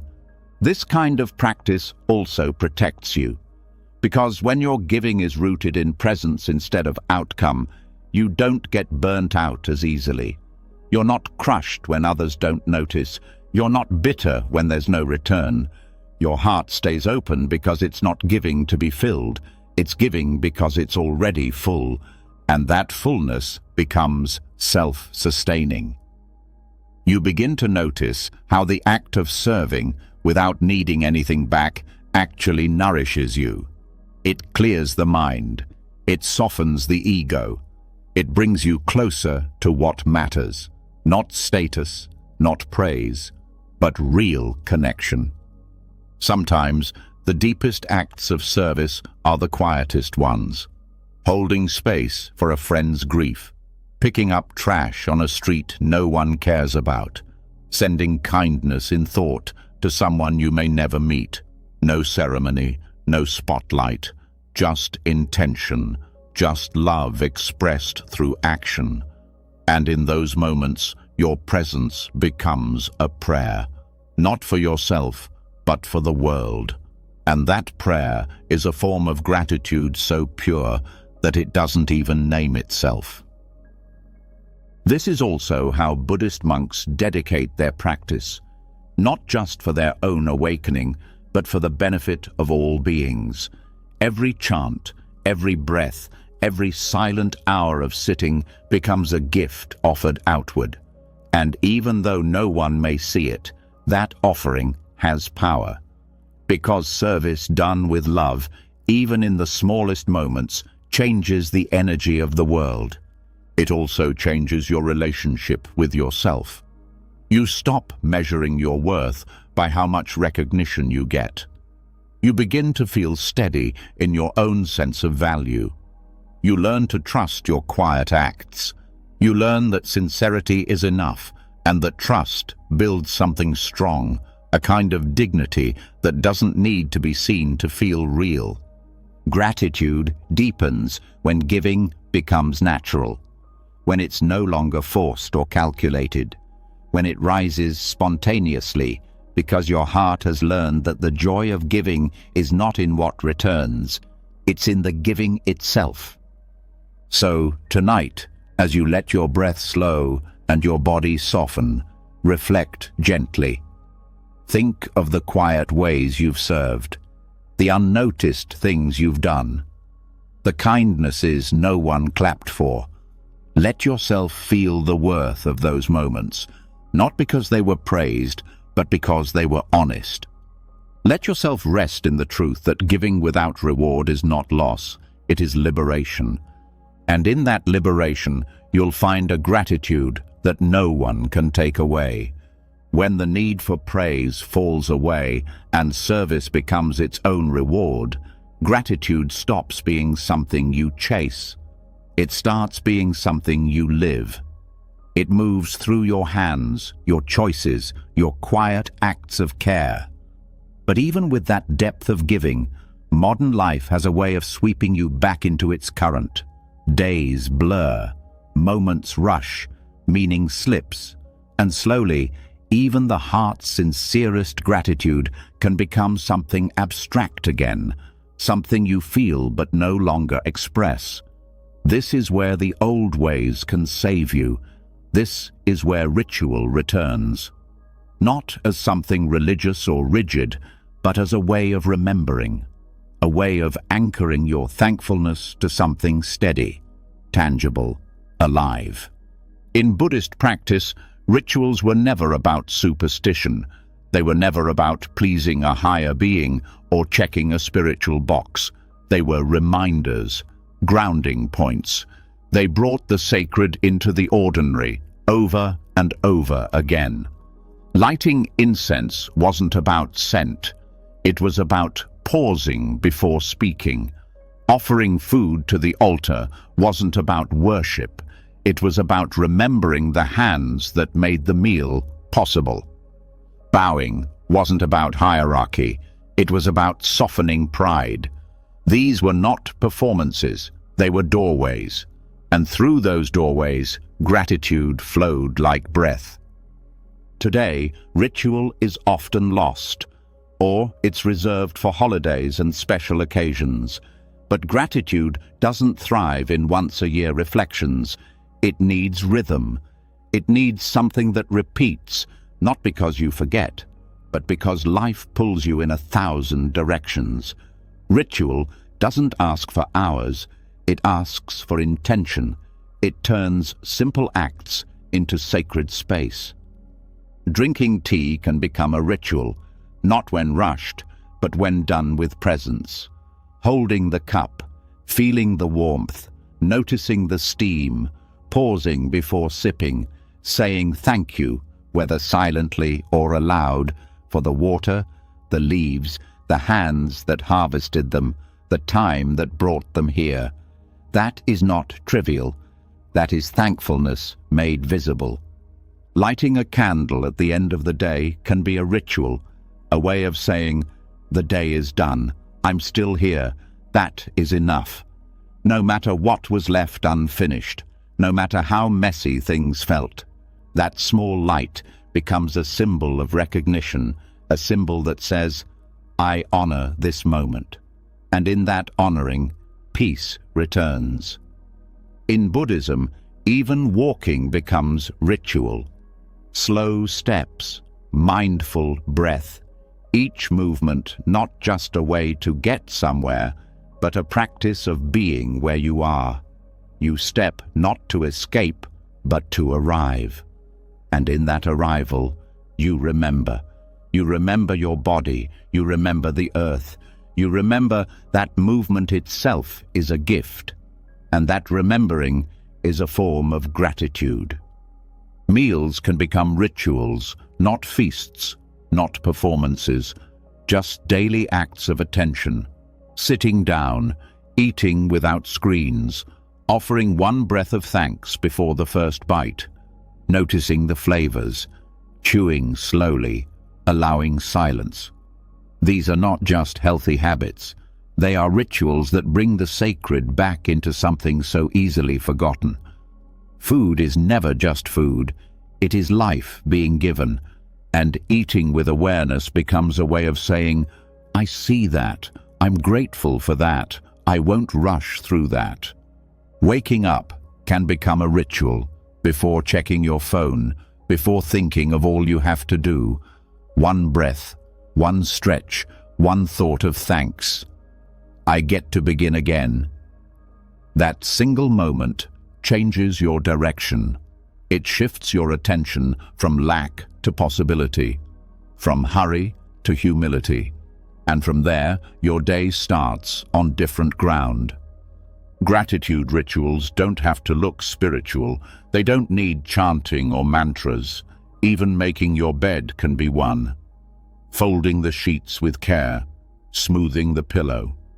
Not because it has to be perfect, but because it's a way of saying, this space matters, my rest matters, this life I'm living matters. Gratitude rituals also help anchor you when things feel chaotic, when the world feels overwhelming, when emotions run high. You don't need to fix everything. You just need something to return to, something steady, lighting a candle, taking 10 slow breaths, writing 3 things you're thankful for, bowing your head for a moment before eating. These small acts become sacred containers. They don't remove the chaos, but they remind you who you are in the middle of it. In monastic life, rituals are woven into every part of the day, not to control, but to connect. The bell rings. You bow, you walk, you eat, you sit. Each activity holds presence. Each gesture carries intention. And that consistency becomes a refuge, a way of living where nothing is wasted, where even washing dishes becomes a meditation on gratitude for water, warmth, nourishment, and time. In the modern world, that same spirit can be reclaimed, not by copying the form, but by living the function. Creating your own rituals, morning ones, evening ones, ones for transition, ones for forgiveness, ones for slowing down, ones for waking up, not because life demands it, but because your spirit needs it, needs something to hold on to, something to return to, something that says again and again, you are here, and this is enough. Gratitude rituals are also ways of repairing. When your mind has been caught in loops of negativity, when your heart has been guarded for too long, when your attention has been scattered. Ritual becomes the quiet hand that gathers it all back, gathers you back, with a breath, with a pause, with a single candle, a single cup, a single gesture that brings you home. And over time, these small rituals begin to change your relationship with life. You stop rushing through it. You stop missing it. You begin to feel the weight of every ordinary moment, not as a burden, but as a blessing. You begin to feel the pulse of the present, the way it keeps offering itself to you over and over, and your rituals become the way you say thank you for that offering. In Buddhism, the path is not about grand transformation. It's about remembering what's already true. Ritual helps you remember, helps you return, helps you say, this life, this quiet, imperfect, miraculous life, is worth honoring. Not just when things go well, not just when you're inspired, but especially in the middle of the ordinary, the boring, the chaotic, the small. That's where ritual lives, in the margins, in the in-between, in the unnoticed. But when you meet it with presence, it opens something inside you, something that no book or teaching can give. The direct experience of reverence, the embodied memory that this, right now, is not nothing. So as the day winds down, choose one thing, one small act you can turn into ritual, one place in your life that needs slowing, seeing, honoring. It doesn't need to be long, it just needs to be real. Let it become your thread back to presence, back to gratitude, back to the deep knowing that this moment, this breath, this touch, this light is already sacred. And all it ever asked was to be noticed. After everything you've heard tonight, the quiet power of impermanence, the wisdom of loss, the strength found in stillness, and the sacred beauty in simply listening, one truth shines through. Gratitude is not a feeling you wait for. It's a way of seeing, a way of moving through this unpredictable, often messy, yet deeply precious life with open eyes and a softer heart. The modern world tells you to rush, to achieve, to fix. But Buddhism invites something different. It asks you to pause, to breathe, to bow, not out of obligation, but out of reverence for what's already here. Each lesson you've heard is not just a teaching, it's a doorway, a path back to the peace you've always carried.